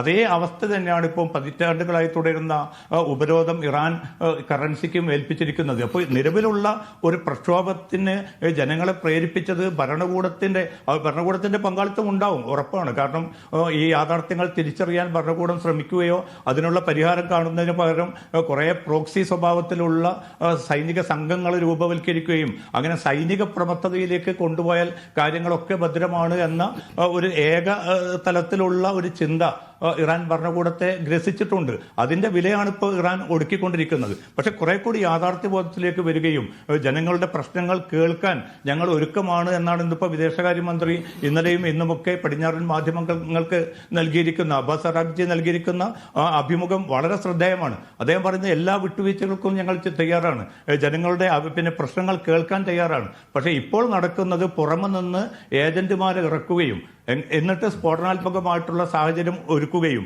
എന്നിട്ട് സൈനികരെ കൊന്നൊടുക്കുക ഉൾപ്പെടെ അരക്ഷിതാവസ്ഥ രൂപപ്പെടുത്തുക, ഇത് പുറമെ നിന്നുള്ള പങ്കാളിത്തം അവരുടെ ഏജന്റുമാർ നടത്തുന്ന ഒരു വലിയ ജോലി കൂടിയാണ് ഇതിന്. അല്ലെങ്കിൽ 120-ലധികം പിന്നെ സുരക്ഷാ ഉദ്യോഗസ്ഥർ കൊല്ലപ്പെടേണ്ട ഒരു സാഹചര്യം ഉണ്ടാവില്ല. അപ്പോൾ അത്രയും അക്രമാസക്തമായിട്ട് ഈ പ്രക്ഷോഭം മാറ്റണം എന്നതിൻ്റെ താല്പര്യം ആരാണ് എന്നതുൾപ്പെടെയുള്ള അബ്ബാസ് അറാഖ്ചി ചോദിച്ച ചോദ്യങ്ങളും വളരെ പ്രസക്തം തന്നെയാണ്. ഇന്നിപ്പോൾ ട്രംപ് പറഞ്ഞിരിക്കുന്നത് റസാ പഹ്ലവി നല്ല ഒരു വ്യക്തിയാണ്. കാരണം അദ്ദേഹം അമേരിക്കയിൽ ഇരുന്നു കൊണ്ട് പിന്നെ പരമാവധി ഈ അരക്ഷിതാവസ്ഥ രൂപപ്പെടുത്താനുള്ള ശ്രമങ്ങൾ തുടരുന്നുണ്ട്. പക്ഷേ അദ്ദേഹം നല്ല വ്യക്തിയാണ്. പക്ഷേ അദ്ദേഹത്തിന് ഇറാനിയൻ ജനതയ്ക്കുള്ളിൽ എത്ര കണ്ട് സ്വാധീനമുണ്ട് എന്ന് എനിക്ക് മനസ്സിലായിട്ടില്ല. അദ്ദേഹത്തിന് അത്തരമൊരു സ്വാധീനം ലഭിക്കുകയാണെങ്കിൽ അത് നല്ല കാര്യമാണെന്നാണ്. അപ്പോൾ അദ്ദേഹത്തെ പോലും ട്രംപ് തള്ളി പറയുകയാണ്. കാരണം നേരത്തെയൊക്കെ സൂചിപ്പിച്ചതുപോലെ കൃത്യമായിട്ടുള്ള ഒരു പ്രതിപക്ഷ നേതൃത്വമില്ല, പ്രതിപക്ഷ നിരയില്ല. അതുകൊണ്ട് തന്നെ ഒരു ആക്രമണം നടത്തിക്കൊണ്ട് മാത്രം ഒരു റെജീം ചേഞ്ചോ അല്ലെങ്കിൽ നിലവിലുള്ള ഒരു പൗരോഹിത്യ ഭരണകൂടത്തെ ഇല്ലായ്മ ചെയ്യുക എന്നത് ഒരിക്കലും സംഭവ്യമായ കാര്യമല്ല എന്ന് ട്രംപ് തിരിച്ചറിഞ്ഞതിന്റെ കൂടി അടിസ്ഥാനത്തിലാണ് ഇപ്പോൾ ഈ സൈനിക നടപടികളിൽ നിന്ന് ചെറിയ തോതിലെങ്കിലും അദ്ദേഹം പിറകോട്ട് പോകുന്നതിന് ആയിട്ടുള്ള റിപ്പോർട്ടുകൾ വ്യക്തമാക്കുന്ന പ്രധാന കാരണവും. നിർമ്മൽ, ഇവിടെ ഇറാൻ എന്ന് പറഞ്ഞ രാജ്യത്തിനകത്ത് ജീവിക്കാൻ കഴിയുന്നില്ല എന്ന ജീവസന്ധാരണ പ്രശ്നത്തെ മുന്നിൽ വെച്ചിട്ടാണ് ആളുകൾ സമരം ചെയ്യുന്നത്. ഇപ്പോൾ എക്സിക്യൂഷൻസിലൂടെ ആളുകളെ ഭയപ്പെടുത്തി പിൻവാങ്ങിയിട്ടുണ്ട് എന്നത് യാഥാർത്ഥ്യം. അതിനിടയ്ക്ക് വേറെ ചില അനിഷ്ട സംഭവങ്ങൾ പുറത്തുനിന്ന് ഓപ്പറേറ്റ് ചെയ്യുന്നുണ്ടാവാം. പക്ഷെ ആളുകളുടെ അതൃപ്തി ഒരു യാഥാർത്ഥ്യമാണ്. ഇപ്പോൾ ഇറാനുമായി ഇടപാട് നടത്തുന്ന രാജ്യങ്ങൾ കൂടി സാങ്ഷൻ ഏർപ്പെടുത്തുകയാണ്. എന്ന് വെച്ചാൽ ഇറാനെ കൂടുതൽ ഞെരുക്കാൻ കഴിയും. എന്ന് വെച്ചാൽ ഈ ഫണ്ടിങ് തടയുക, പ്രോപ്പർ ഫിനാൻഷ്യൽ പരിപാടികളെല്ലാം തടയുകയെന്ന് വെച്ചാൽ പെട്ടെന്നൊരു ഭരണകൂടം അൺപോപ്പുലർ ആവുമല്ലോ. അപ്പോൾ ശരിക്കും വെയിറ്റ് നമുക്ക് പുറത്തുനിന്ന് കാണാം അത് തകർന്നു വീഴുന്നത് എന്ന മൂഡാണോ അമേരിക്കയ്ക്ക്? നമ്മൾ അമേരിക്കയെ ബ്ലെയിം ചെയ്യുമ്പോഴും ഒരു പരിധിവരെ ശരിയാണ്, സാങ്ഷൻസ് ആണ് ഇതിന് കാരണം. പക്ഷെ അവിടുത്തെ ജനങ്ങൾ ചോദിക്കാൻ പോകുന്ന മറ്റൊരു ചോദ്യമുണ്ട്. ഈ സാങ്ഷൻസ് ഉള്ളപ്പോഴും കഴിഞ്ഞ കുറച്ച് വർഷങ്ങളിലെ ഡേറ്റ നമ്മൾ എടുത്ത് നോക്കി കഴിഞ്ഞു കഴിഞ്ഞാൽ എത്ര കോടിക്കണക്കിന് ഡോളറാണ്, ഇപ്പൊ കൃത്യമായിട്ട് പറഞ്ഞാൽ 160 കോടി US$ ഓരോ വർഷവും ഹൂത്തികളെയും ഹമാസിനെയും ഹെസ്ബുള്ളയെയും ഇസ്ലാമിക് ജിഹാദ് പോലുള്ള പ്രോക്സികളെ മെയിൻറ്റെയിൻ ചെയ്തുകൊണ്ട് പോകാൻ വേണ്ടി ഇറാൻ മുടക്കുന്നത്, മിലിറ്ററി ആയിട്ടും മറ്റു കാര്യങ്ങളായിട്ടും. രണ്ടാമത് നമുക്ക് സിറിയയിലെ കാര്യം ഓർമ്മയുണ്ടെങ്കിൽ ചിന്തിച്ചു നോക്കിയാൽ മതി. സിറിയയിൽ ആസാദ് റജീമിനെ മെയിൻറ്റെയിൻ ചെയ്തുകൊണ്ട് പോകാൻ വേണ്ടി മുടക്കിയത് ഏകദേശം 500-1000 കോടി ഡോളറാണ്. അപ്പൊ അങ്ങനെ അത്രയധികം ഈ ക്രൈസിസ് നടക്കുമ്പോഴും പണപ്പെരുപ്പം ഉണ്ടാകുമ്പോഴും അൺഎംപ്ലോയ്മെന്റ് കൂടി വരുമ്പോഴും GDP താഴോട്ട് പോകുമ്പോഴും ഇൻഫ്ലേഷനൊക്കെ നിൽക്കുന്ന സാഹചര്യത്തിൽ ഇത് ചെയ്യാൻ എന്താണ് പ്രേരിപ്പിക്കുന്നത് എന്നൊരു ചോദ്യം വരുമ്പോഴത്തേക്കുമാണ് ഇറാൻ ഉത്തരവില്ലാത്തത്. അത് മാത്രമല്ല ബാക്കിയുള്ള സ്പെൻഡിങ് ശരി, പ്രോക്സികളെ ഒരു മെയിൻറ്റെയിൻ ചെയ്യുന്നു ഒക്കെ ശരി, ഉള്ളിലുള്ള സ്പെൻഡിങ്ങിന് മിലിറ്ററിക്കും ഡിഫൻസിനും IRGCനെ മൂർച്ച പിടിപ്പിക്കാനും അവരുടെ സ്റ്റേറ്റ് റൺ മീഡിയ ഓർഗനൈസേഷൻസിനും റിലീജിയസ് ഇൻസ്റ്റിറ്റ്യൂഷൻസിനുമാണ് വലിയൊരു ശതമാനം സ്പെൻഡിങ് പോകുന്നത്. അപ്പൊ ജനങ്ങൾ ഇത്രയും ബുദ്ധിമുട്ട് അനുഭവിക്കുമ്പോഴത്തേക്കും സാങ്ഷൻസിനെ മാത്രം പഴി ചാരാൻ എനിക്ക് തോന്നുന്നു അവിടുത്തെ ജനങ്ങൾ സമ്മതിക്കില്ല. കാരണം ഈ ഒരു ഡേറ്റ പുറത്തുണ്ട്. രണ്ടാമത്തെ കാര്യം, ഇപ്പൊ കറപ്ഷൻ ഉൾപ്പെടെയുള്ള മറ്റു കാര്യങ്ങൾ കഴിഞ്ഞ കുറെ വർഷങ്ങളായിട്ട് ഇവർ കാണുകയാണ്. ഈ പറയുന്ന അടിച്ചമർത്തലുകൾ. ഇപ്പൊ അടിച്ചമർത്തി എന്ന് പറയുമ്പോൾ നമ്മൾ നിസ്സാരമായിട്ട് തന്നെ പറയാം. ഓരോ വർഷത്തെ റയറ്റ്സ് എടുത്ത് നോക്കിക്കഴിഞ്ഞാൽ, പ്രൊട്ടസ്റ്റ് എടുത്ത് നോക്കിക്കഴിഞ്ഞാൽ കൃത്യമായ നമ്പേഴ്സ് പോലും കിട്ടില്ല. പക്ഷെ ആയിരക്കണക്കിന് നമ്പേഴ്സ് ആണ് ആളുകൾ അപ്രത്യക്ഷമായി പോയിട്ടുള്ളത്, അവരെ കൊന്നിട്ടുള്ളത്, ജയിലിൽ അടച്ചിട്ടുള്ളത്, ജീവിതം ദുസ്സഹമാക്കിയിട്ടുള്ളത്. അങ്ങനെയുള്ള ഒരു റെജീമിനെ മാറ്റാൻ ഏതൊരു ജനങ്ങളും ആഗ്രഹിക്കുക, അതിന്റെ കൂടെ എക്കണോമിക് ക്രൈസിസ് കൂടെ വരുമ്പോൾ. പക്ഷെ ഇതിന്റെ അകത്തൊരു പ്രശ്നം, ഇനി ഇതിന് മുന്നോട്ട് പോലെ ഇറാന്റെ മുന്നിലുള്ള ഓപ്ഷൻസ് ശ്രീ മോഹൻ വർഗീസ് പറഞ്ഞത് കറക്റ്റ് ആണ്. പക്ഷെ അവിടെ ഒരു സംശയം നിൽക്കുന്നത്, എങ്ങനെയാണ് ഒരു നെഗോഷിയേഷനിൽ ഇറാൻ ഒരു ഫൈനൽ കൺക്ലൂഷനിൽ എത്തുന്നത്? കാരണം അമേരിക്ക ആവശ്യപ്പെടാൻ പോകുന്ന രണ്ട് കാര്യങ്ങൾ, ഒരു കാര്യം മാത്രമല്ല, ശരിയാണ് ന്യൂക്ലിയർ പ്രോഗ്രാം, യുറേനിയം എൻറിച്ച്മെന്റ് നിർത്തിവെക്കണം എന്ന് ട്രംപ് ആവശ്യപ്പെടുമായിരിക്കും. പക്ഷെ അതുകൊണ്ട് തീർന്നില്ല. ട്രംപും അമേരിക്കയും അല്ലെങ്കിൽ വെസ്റ്റേൺ വേൾഡ് വിശ്വസിക്കുന്നത് ഇറാൻ ഇപ്പോഴും ന്യായമായ രീതിയിൽ ഈ പറയുന്ന പ്രോക്സികളെ തിരിച്ചു വളർത്തിക്കൊണ്ടുവരാൻ വേണ്ടി ഫണ്ട് സ്പെൻഡ് ചെയ്യുന്നു, അവർക്ക് വേണ്ടി മിലിറ്ററി വൈറ്റും ട്രെയിനിങ്ങും കൊടുക്കുന്നു, അത് അവസാനിപ്പിക്കണം എന്നേക്കുമായി എന്നൊരു കണ്ടീഷൻ കൂടെ വെക്കും. അപ്പൊ ഇങ്ങനെയൊക്കെ ചെയ്യുമ്പോഴത്തേക്കും സത്യം പറഞ്ഞ റെജീമിനെ പരമാവധി വീക്കെൻഡ് ചെയ്യുന്നതിന് തുല്യമാണത്. കാരണം അവർ നിലനിൽക്കുന്നത് ഈ കാര്യങ്ങൾക്ക് വേണ്ടിയാണ്. അപ്പൊ അങ്ങനെയുള്ള കാര്യങ്ങൾ വീക്കെൻഡ് ചെയ്യുമ്പോഴത്തേക്കും പിന്നെ അവർക്കൊരു എക്സിസ്റ്റൻസ് ഇല്ല. അതുകൊണ്ട് ആ നെഗോഷിയേഷൻ അവർ സമ്മതിക്കുക എന്നുള്ള ചോദ്യമുണ്ട്. ഈവൻ ഇന്റേണലി ആണെങ്കിലും, ഇപ്പം അദ്ദേഹം പറഞ്ഞ പോലെ ഇന്റേണലി ഒരു ഡിസ്കഷൻ നടക്കാന്ന് വിചാരിക്കുക. അങ്ങനെയാണെങ്കിൽ എന്താണ് ഇവർക്ക് സോൾവ് ചെയ്ത് കൊടുക്കാൻ പറ്റുന്നത്? ആളുകൾ, ജയിലിലുള്ള ആളുകളെ പുറത്തു വിടുന്നു, മരിച്ച ആളുകളെ തിരിച്ചു കൊണ്ടുവരുന്നു, അല്ലെങ്കിൽ എക്കോണമി തകർന്നു നിൽക്കുന്നത് എങ്ങനെ തിരിച്ചു കൊണ്ടുവരും? കാരണം അത് തിരിച്ചു കൊണ്ടുവരാൻ ജനങ്ങൾ ആവശ്യപ്പെടുന്നത് ഇതായിരിക്കും, എക്കോണമി പഴയപടി ആക്കുക, ഇൻഫ്ലേഷൻ താത്തുക, എംപ്ലോയ്മെന്റ് ഓപ്പർച്യൂണിറ്റീസ് കൊണ്ടുവരിക, പണപ്പെരുപ്പം താത്തുക എന്ന് പറയുമ്പോഴത്തേക്ക് അതിനുള്ള സൊല്യൂഷൻ സാങ്ഷൻസ് ആണ്. അതിനുള്ള സൊല്യൂഷൻ നെഗോഷിയേഷൻ ആണ് അമേരിക്കയുമായിട്ട്. പക്ഷെ നെഗോഷിയേഷനിൽ അമേരിക്ക മുന്നോട്ട് വെക്കുന്ന കണ്ടീഷൻസ് ഇറാൻ അക്സെപ്റ്റ് ചെയ്യാൻ സാധ്യത നിലവിൽ കാണുന്നില്ല. ഇറാൻ ഈ കാര്യത്തിൽ വളരെ പെട്ടെന്ന് ഡിഫൻസിലേക്ക് പോവുകയും ഒരു പ്രതിരോധത്തിന്റെ അല്ലെങ്കിൽ ഒരു ചർച്ചയുടെ സമവായത്തിന്റെ സാധ്യതയിലേക്ക് വേഗം കടക്കാനാണ് ശ്രമിച്ചത്. നേരത്തെ പറഞ്ഞ പോലെ ഇസ്രായേലുമായിട്ടുള്ള യുദ്ധം, അമേരിക്ക ഇടപെട്ട യുദ്ധം കഴിഞ്ഞ വർഷത്തേത് അവരുടെ മിലിറ്ററി കേപ്പബിലിറ്റിയെ ബാധിച്ചിട്ടുണ്ടാകുമെന്ന കാര്യത്തിൽ തർക്കമില്ല.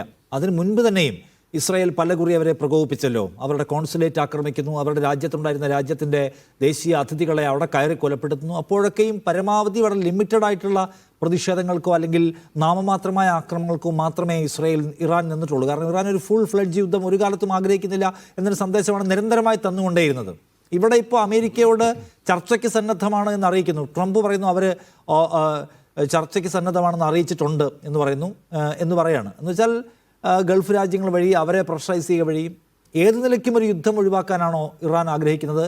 സത്യത്തിൽ ഒരു യുദ്ധത്തിന്, അതിപ്പോൾ തൊട്ടടുത്തുള്ള സൗദി അറേബ്യയിലെ മിലിറ്ററി ബേസ് പോലും ആക്രമിക്കാൻ കഴിയുന്ന തരത്തിലുള്ള യുദ്ധം സത്യത്തിൽ ഇറാൻ ആഗ്രഹിക്കുന്നില്ല എന്നല്ലേ മനസ്സിലാക്കേണ്ടത്? ശ്രീ നിഷാദ്, യുദ്ധം ഒഴിവാക്കണം എന്ന് ഇറാനും അറബി രാജ്യങ്ങളും ഒരുപോലെ ആഗ്രഹിക്കുന്നുണ്ട്. കാരണം മധ്യ പൗരസ്ത്യ പ്രദേശത്ത് കാര്യമായ നാശനഷ്ടങ്ങൾ ഉണ്ടാക്കാൻ സാധ്യതയുള്ള, ഈ ബലാബലങ്ങൾ ആകെ മാറി മറിയാൻ സാധ്യതയുള്ള ഒരു മഹായുദ്ധത്തിലേക്ക് ആ പ്രദേശം പോകും. മാത്രമല്ല അവിടുത്തെ ഏറ്റവും വലിയ വിഭവം ഓയിലാണല്ലോ, ഹൈഡ്രോ കാർബൺ. ഈ ഹൈഡ്രോ കാർബൺ സമ്പുഷ്ടമായ ആ മേഖലയിലെ പെട്രോ ഡോളേഴ്സിൻ്റെ ഒഴുക്ക് അത് ഏത് രീതിയിലാണ് മുന്നോട്ട് പോകുന്നത്? വലിയ ആശങ്കയാണ്. ഇന്ത്യ ഉൾപ്പെടെയുള്ള എണ്ണ പ്രതീക്ഷിക്കുന്ന രാജ്യങ്ങൾക്കും അത് വൻപൻ ആശങ്ക തന്നെയാണ്. അതുകൊണ്ട് ഒരു എസ്കലേഷൻ മോഡിലേക്ക് പോകാൻ ആഗ്രഹിക്കില്ല. ഇവിടെ അമേരിക്ക ഉദ്ദേശിക്കുന്ന ഒരു മോഡലുണ്ട്. കാരണം ഈ ലോകം ബലവാന്റെ ലോകമാണല്ലോ. ബലമുള്ളവൻ ബലപ്രയോഗം നടത്തിക്കൊണ്ടേയിരിക്കും. അത് ഒന്നുകിൽ ഒരു ഇമോഷണൽ ബ്ലാക്ക് മെയിലിങ്ങിലൂടെ, അല്ല എങ്കിൽ സൈനിക നീക്കത്തിലൂടെ, അല്ലെ ത്രെട്ട് ഓഫ് ഫോഴ്സിലൂടെ ഒക്കെ തന്നെ, അല്ലെങ്കിൽ സാമ്പത്തിക ഉപരോധത്തിലൂടെ ഒക്കെ തന്നെ ശക്തി കാണിച്ചുകൊണ്ടേയിരിക്കും. ഇവിടെ പൂർണ്ണമായി അമേരിക്കയ്ക്ക് വിധേയപ്പെട്ട് പെട്രോ ഡോളർ റെജിമെൻ്റെ ഭാഗമായി നിൽക്കുന്ന രാജ്യങ്ങളാണ് പ്രധാനമായി സൗദി അറേബ്യയും UAEയും കുവൈറ്റും അതുപോലെയുള്ള GCC രാജ്യങ്ങളെല്ലാം തന്നെ. ആ മാതൃകയിൽ നിന്നും വ്യത്യസ്തമായി വ്യതിരിക്തമായ ഒരു ക്രമം, അത് രാഷ്ട്രീയ ക്രമം, സാമൂഹിക ക്രമം, സാമ്പത്തിക ക്രമം എല്ലാം അഡോപ്റ്റ് ചെയ്യുന്ന വ്യത്യസ്ത ഒരു മോഡലാണ് ഇറാൻ. അതുകൊണ്ട് തന്നെ ലാർജർ സെൻസ് ആ വ്യത്യസ്ത മോഡലിനെ അവിടെ ഒരു പരിധിവരെ ശത്രുവായി തന്നെ നിലനിർത്തേണ്ടത് അമേരിക്കയുടെ ആവശ്യമാണ്. മിലിറ്ററി ഇൻഡസ്ട്രിയൽ കോംപ്ലക്സിൻ്റെ തഴച്ചു വളരുന്നതിന് ആവശ്യമാണത്. കാരണം അവിടെ മധ്യപൗരസ്ത്യ പ്രദേശത്ത് പൂർണ്ണമായ സമാധാനം ഉണ്ടായാൽ ഇറാൻ ഉൾപ്പെടെ ഒരു സൗദി മോഡലിലേക്ക് നീങ്ങുകയാണെങ്കിൽ, അമേരിക്ക പക്ഷപാതിത്വ രാജ്യമായി മാറുകയാണെങ്കിൽ, അങ്ങനെയൊന്നും ഉടനെ നടക്കില്ല, മാറുകയാണെങ്കിൽ അവിടെ ഒരു ശത്രുവിനെ ചൂണ്ടിക്കാണിക്കേണ്ടവരില്ല. ഇപ്പോൾ നോക്കൂ, 10 19 അമേരിക്കൻ സൈനിക താവളങ്ങളാണ് ചെറുതും വലുതുമായി മധ്യപൗരസ്ത്യ പ്രദേശത്തെ 5-8 രാജ്യങ്ങളിലായി ചിതറി നിൽക്കുന്നത്. അതിൽ തന്നെ 8 താവളങ്ങൾ വൻപൻ താവളങ്ങളാണ്. അതിൽ ഏറ്റവും പ്രധാനപ്പെട്ടത് അൽ ഉദൈദ് താവളമാണ്, വ്യോമ താവളം. അത് ഖത്തറിലാണ്. അവിടെയാണ് കഴിഞ്ഞ 6 മാസം മുമ്പ് ജൂൺ 2025 ഇറാൻ മിസൈലുകൾ പായിച്ചെന്ന് നാശനഷ്ടങ്ങൾ കുറേയൊക്കെ ഉണ്ടായതും അവിടെയാണ്. അപ്പോൾ അതുൾപ്പെടെയുള്ള താവളങ്ങൾ നിലനിർത്തി അമേരിക്കയ്ക്ക് അവിടെ ഒരു ശക്തിയായി നിൽക്കണമെങ്കിൽ അവിടെ പൂർണ്ണ സമാധാനം ഒരു കാരണവശാലും ആഗ്രഹിക്കില്ല. അതുകൊണ്ട് റെജീം ചേഞ്ച് ഉണ്ടായാലും ഇറാന് ഏതെങ്കിലുമൊക്കെ രീതിയിൽ ഒരു സംശയത്തിൻ്റെ നിഴലിൽ നിർത്താൻ മാത്രമേ അമേരിക്ക ആഗ്രഹിക്കൂ. കാരണം ഇസ്രയേലിനെ കാണിച്ചു മാത്രം അറബ് രാജ്യങ്ങളെ പേടിപ്പിക്കാനാവില്ല. കാരണം ഇസ്രയേലും അറബ് രാജ്യങ്ങളും തമ്മിൽ ഇപ്പോൾ പഴയതുപോലെയുള്ള തർക്കങ്ങളില്ല. യഥാർത്ഥത്തിൽ ഇറാൻ അഡോപ്റ്റ് ചെയ്ത ഒരു റെസിസ്റ്റൻസിൻ്റെ പാശ്ചാത്യ cultural domination, political domination, ideological domination, അതിനെതിരെയുള്ള ഒരു ചെറുത്തുനിൽപ്പിന് തയ്യാറായ രാജ്യമാണ് ഇറാൻ. അതുകൊണ്ടാണ് മുൻകാലത്ത് ജോർജ് ബുഷ് പണ്ട് പറഞ്ഞത് ആക്സിസ് ഓഫ് ഈവിൾ എന്ന് പറഞ്ഞപ്പോൾ സിറിയ, അതായത് ബാഷർ അൽ അസദിൻ്റെ സിറിയ, അതുപോലെ ഈ അയത്തുള്ള അലി ഖൊമേനിയുടെ ഇറാൻ, അതുപോലെ കിം ജോങ് ഉന്നിൻ്റെ നോർത്ത് കൊറിയ, ഇതാണ് ആക്സിസ് ഓഫ് ഈവിൾ, തിന്മയുടെ അച്ചുതണ്ട് എന്ന് മുൻ അമേരിക്കൻ പ്രസിഡന്റ് വിവക്ഷിച്ച 3 രാജ്യങ്ങളിൽ ഒന്നാണ്. അതിൽ കൊറിയയുടെ കാര്യം ഏതാണ്ട് എഴുതിത്തള്ളിയ മട്ടാണ്. സിറിയയിൽ അധികാര കൈമാറ്റം, ബാഷർ അൽ അസദിനെ പുറത്താക്കിക്കൊണ്ട് അൽഷറ ഭരണകൂടം വന്നു. ഇപ്പോൾ അമേരിക്ക വിരുദ്ധത അവർ ഉപേക്ഷിച്ചു. അപ്പോൾ ഈ അച്ചുതണ്ടിൽ ഇപ്പോൾ അവശേഷിക്കുന്നത്, ആ പ്രദേശത്ത് അവശേഷിക്കുന്നത് ഇറാൻ മാത്രമാണ്. അവിടെ ഇറാൻ അഡോപ്റ്റ് ചെയ്യുന്ന മോഡൽ നോക്കൂ. നേരത്തെ ഇവിടെ സൂചിപ്പിച്ചതുപോലെ ഇറാനിൽ എന്തുകൊണ്ട് ഇത്രയധികം പ്രതിഷേധങ്ങളുണ്ടായി, ഇറാൻ്റെ സമ്പദ് വ്യവസ്ഥ എന്തുകൊണ്ട് ഇത്രയും തകർന്നു, ഇത്രയധികം ഉപരോധം നേരിടേണ്ടി വന്നത് എന്തുകൊണ്ടാണ്? സ്വാഭാവികമായി തങ്ങൾക്ക് വലിയ സ്റ്റേക്ക് ഒന്നും ഉണ്ടാവേണ്ടതല്ലാത്ത ഇടങ്ങളിൽ പോലും ഇറാൻ്റെ സൈനിക വിന്യാസം, ഇറാൻ അനുകൂല പ്രോക്സികളിലൂടെ ഹിസ്ബുള്ളാസ്, ഹമാസ്, ഹൂതീസ് അല്ലെങ്കിൽ ഷിയ മിലിഷ്യാസ് ഇൻ ഇറാഖ് ആൻഡ് സിറിയ, അതിലൂടെ വൻ തുക ചെലവഴിച്ചുകൊണ്ട്, നിർമ്മൽ സൂചിപ്പിച്ചതുപോലെ വൻ തുക ചെലവഴിച്ചുകൊണ്ട് ഇറാൻ, അത് വലിയൊരു റെസിസ്റ്റൻസ് ആണ്. ഇറാൻ ആത്മാർത്ഥമായിട്ട് ആഗ്രഹിച്ചു റഷ്യയുടെയും ചൈനയുടെയും പിന്തുണ ഉണ്ടാകും. അതുകൊണ്ട് ഒരു കൾച്ചറൽ, പൊളിറ്റിക്കൽ, എക്കണോമിക് ഇൻവേഷൻ ഒരു പരിധിയിൽ കൂടുതൽ ആ പ്രദേശത്തേക്ക് ഉണ്ടാവില്ല. തങ്ങൾക്ക് ചെറുത്ത് നിൽക്കാൻ ആവും, തങ്ങൾ നേരിട്ടും അതുപോലെ പ്രോക്സികളിലൂടെയും. പക്ഷേ ആ ഒരു പാരഡൈമാണ് ഈ ഒക്ടോബർ 7, 2024 തകർന്നു വീണത്. ഇറാൻ ഇസ്രയേൽ ഹമാസ് യുദ്ധം ഉണ്ടായപ്പോൾ, അല്ലെങ്കിൽ ആക്രമണം, ഗാസ ആക്രമണം ഉണ്ടായപ്പോൾ ഈ പാരഡൈം ആകപ്പാടെ മാറി മറിഞ്ഞു. അവിടെ അപ്രതീക്ഷിതമായി ഇറാന് യുദ്ധരംഗത്തേക്ക് വരേണ്ടി വന്നു. ഇത് അനുകൂല സാഹചര്യമായി എടുത്തുകൊണ്ട് അമേരിക്ക ആ ക്രമത്തെ ഒന്ന് മാറ്റിമറിക്കാൻ, പൂർണ്ണമായി അല്ല എങ്കിലും ചെറിയ രീതിയിൽ മാറ്റിമറിക്കാനുള്ള ശ്രമമാണ് നടക്കുന്നത്. അതുകൊണ്ടാണ് ഇറാനിൽ ഒരു അധികാര കൈമാറ്റം ഇപ്പോൾ കൊണ്ടുവരികയും അവിടെ ഒരു പൂർണ്ണമായി അമേരിക്കൻ, ഇപ്പോൾ ഇവിടുത്തെ ചോദ്യം, ഇപ്പോൾ നമ്മുടെ ഡിബേറ്റിൽ നമ്മൾ ചോദിക്കുന്ന ചോദ്യം യഥാർത്ഥത്തിൽ ഒരു കരയാക്രമണം അല്ലെങ്കിൽ കരയിലേക്ക് യുദ്ധം പ്രവേശിക്കുമോ, ഇറാൻ്റെ കരയിലേക്ക് യുദ്ധം പ്രവേശിക്കുമോ എന്ന് ചോദിച്ചാൽ കരയാക്രമണത്തിലൂടെ ഒരു കാരണവശാലും പ്രവേശിക്കില്ല എന്നതാണ് ഇപ്പോഴത്തെ ഒരു ചിന്ത. ഒരു പക്ഷേ വ്യോമ ആക്രമണങ്ങൾ, പ്രതീകാത്മകമായ ചില വ്യോമ ആക്രമണങ്ങൾ ഉണ്ടായേക്കാം. ഒരു റെജീം ചേഞ്ച് അമേരിക്കയ്ക്ക് ഹിതകരമാകുന്ന രീതിയിൽ പൂർണ്ണമായി അമേരിക്കയുടെ സൈനിക ആധിപത്യത്തിലായിരിക്കില്ല. ഒരിക്കൽ പോലും ഇറാനെ പോലെ രാജ്യത്തെ പൂർണ്ണ അമേരിക്കൻ സൈനിക ആധിപത്യം, ഇറാനിലെ 1979 ഇസ്ലാമിക വിപ്ലവവും അതിനുശേഷമുണ്ടായിട്ടുള്ള ഭരണകൂട രൂപവും ഈ കൈക്ക് വീഴുമോ എന്നാണ് എല്ലാവരും ഉറ്റുനോക്കുന്നത്. പക്ഷേ അതിൻ്റെ ഒരു തിരയടക്കം നമ്മളിപ്പോൾ കാണുന്നുണ്ട്. ഒരു യുദ്ധത്തിൻ്റെ പോയിന്റിലേക്കൊന്നും അത് പോകുന്നില്ല എന്ന്. അല്ല നിർമ്മൽ, ഇവിടെ നമ്മൾ പലതരത്തിലുള്ള സംഗതികൾ കേൾക്കുന്നു. അതിൽ തന്നെ ഇപ്പോൾ ഇറാനിൽ നടക്കുന്ന ഈ പ്രതിഷേധങ്ങളെ അടിച്ചമർത്താൻ റഷ്യ പണിയെടുക്കുന്നു എന്നാണ് കേൾക്കുന്ന ഒരു കാര്യം. അപ്പോൾ ആ നിലയ്ക്ക് റഷ്യയുമായിട്ട് വളരെ വളരെ ആക്റ്റീവായിട്ടുള്ള ഒരു പ്രതിരോധ സഹകരണത്തിലൂടെയാണോ ഇറാൻ പോകുന്നത്? അതടക്കം ഈ യുദ്ധത്തെ തടഞ്ഞു നിർത്തുന്ന ഘടകമാണോ? അങ്ങനെ ഉണ്ടോ? അതോ ഈ ഇറാൻ ഒറ്റയ്ക്കാണോ? അതോ അതിനപ്പുറം ഇറാൻ ആക്രമിക്കപ്പെട്ടാൽ അവരുടെ അലൈസ് ചേരാനുള്ള സാധ്യത എന്തുമാത്രമുണ്ട്? ഇറാൻ ആക്രമിക്കപ്പെട്ടാൽ ഇപ്പൊ റഷ്യയുടെ സ്ഥിതി നമുക്കിപ്പോൾ അറിയാം. ഓൾറെഡി യുക്രൈനുമായ ഒരു യുദ്ധത്തിൽ അവർ നിൽക്കുന്നു. അതിൻ്റെതായിട്ടുള്ള ഡ്രോബാക്സ് അവർ അനുഭവിക്കുന്നു. അങ്ങനെയുള്ള സാഹചര്യത്തില് ഒരു എക്സ്റ്റേണൽ സപ്പോർട്ടും കൂടാതെ ഇറാന് വേണ്ടി മുന്നോട്ട് വന്ന ഒരു യുദ്ധത്തിൽ പങ്കാളിയാവുമെന്ന് ഞാൻ വിശ്വസിക്കുന്നില്ല. പക്ഷെ മറ്റു രീതിയിലുള്ള ഡിപ്ലോമാറ്റിക് സപ്പോർട്ട് ആസ് യൂഷ്വൽ നമ്മൾ കാണുന്ന പോലെ യുണൈറ്റഡ് നേഷൻസിലൊക്കെ ഒരു കാര്യവുമില്ലാത്ത, ഒരു വിലയുമില്ലാത്ത സപ്പോർട്ട് കൊടുക്കാം എന്നല്ലാതെ മറ്റൊന്നും റഷ്യ ചെയ്യും എന്ന് തോന്നുന്നില്ല. പക്ഷെ ആ സമയത്ത് റഷ്യക്കും ചൈനയ്ക്കും ചെയ്യാൻ പറ്റുന്ന വെച്ച് കഴിഞ്ഞാൽ അവരുടേതായ രീതിയിൽ സ്ട്രാറ്റജി മെനഞ്ഞുകൊണ്ട് അമേരിക്ക ഇവിടെ ഫോക്കസ്ഡ് ആണെങ്കിൽ അമേരിക്കയെ ഡിസ്ട്രാക്ട് ചെയ്യുന്ന രീതിയിലുള്ള സ്ട്രാറ്റജീസ് നോക്കാം. ഫോർ എക്സാമ്പിൾ, ഈ യുദ്ധങ്ങൾ നടക്കുന്ന സമയത്ത് ചൈന തൈവാനിലൂടെ കയറി കഴിഞ്ഞു കഴിഞ്ഞാൽ അവിടെ ഉണ്ടാകുന്ന കോംപ്ലിക്കേഷൻസ് ചിന്തിക്കാവുന്നുള്ളൂ. അപ്പൊ അത്തരത്തിലുള്ള സ്ട്രാറ്റജിക് ആയിട്ടുള്ള മൂവ്സ് അവർക്ക് നടത്താമെന്നല്ലാതെ ഒരിക്കലും യുദ്ധത്തിൽ ഡയറക്റ്റ് ആയിട്ട് റഷ്യയോ ചൈനയോ ഇടപെടുമെന്ന് തോന്നുന്നില്ല. പക്ഷെ ഇതിന്റെ അകത്ത് ഇംപ്ലിക്കേഷൻ കുറച്ചുകൂടെ ഭീകരമാണ്. ഇപ്പൊ നമ്മള് മറ്റ് രാജ്യങ്ങളുമായിട്ടുള്ള പ്രശ്നം പോലെ ഇറാന്റെ കേസിലുള്ള ഒരു ഏറ്റവും വലിയ ഇഷ്യൂ എന്ന് പറഞ്ഞു കഴിഞ്ഞാൽ അവിടെ ഒരു ഒരു രീതിയിലേക്ക് അങ്ങോട്ട് കാര്യങ്ങൾ പോയി കഴിഞ്ഞു കഴിഞ്ഞാൽ ഒന്ന് ലാൻഡ് ആണെങ്കിലും വ്യോമാക്രമണം ആണെങ്കിലും മിഡിൽ ഈസ്റ്റിനെ മൊത്തവും ലോകത്തെ മൊത്തവും ബാധിക്കുന്ന രീതിയിൽ അത് മാറാം. ഇപ്പൊ ഇന്ത്യക്ക് തന്നെ ഒരു ഉദാഹരണം പറഞ്ഞു കഴിഞ്ഞാൽ ഏറ്റവും നല്ലത് ഇറാനോട് നെഗോഷിയേഷനോട്ട് പോയി സാങ്ഷൻസ് ലിഫ്റ്റ് ചെയ്യുന്നതാണ് ഇന്ത്യക്ക് ഏറ്റവും നല്ലത്. കാരണം പണ്ട് നമുക്കറിയാം സാങ്ഷൻസ് ഇല്ലായിരുന്ന കാലഘട്ടത്തിൽ നമുക്ക് ഡിസ്കൗണ്ടഡ് ആയിട്ട് ഓയിൽ തന്ന രാജ്യമാണ്, എക്സ്റ്റെൻഡഡ് ക്രെഡിറ്റ് പീരീഡ് തന്ന രാജ്യമാണ്. ചബഹാർ പോർട്ട് നമുക്ക് വേണ്ടി നമ്മളിവിടെ ഇൻവെസ്റ്റ് ചെയ്ത് ചബഹാർ പോർട്ട് നമ്മൾ പണിയുന്നു. അങ്ങനെ ഉണ്ടെങ്കിൽ പാകിസ്ഥാനെ ബൈപ്പാസ് ചെയ്തുകൊണ്ട് അഫ്ഗാനിസ്ഥാനിലോട്ടും സെൻട്രൽ ഏഷ്യയിലോട്ടും നമുക്ക് ആക്സസ് കിട്ടുവാണ്. മാത്രമല്ല മുന്നോട്ട് ഇനിയിപ്പം നോർത്ത് സൗത്ത് കോറിഡോർ ഒക്കെ വരികയാണ്. അതായത് യൂറോപ്പിലേക്ക് ഡയറക്റ്റ് ഈ ഒരു പാത്തിലൂടെ നമുക്ക് ട്രേഡ് നടത്താനുള്ള ചെലവ് കുറഞ്ഞ് ട്രേഡ് നടത്താനുള്ള ഒരു കോറിഡോർ വരികയാണ്. ഇതിനൊക്കെ സഹായകരമാകുന്ന ചബഹാർ പോർട്ട് നമുക്ക് അതിന്റെ പണി പൂർത്തീകരിക്കാൻ സാധിക്കും. അപ്പൊ അങ്ങനെയുള്ള ഒരുപാട് ബെനിഫിറ്റ്സ് ഉണ്ട്.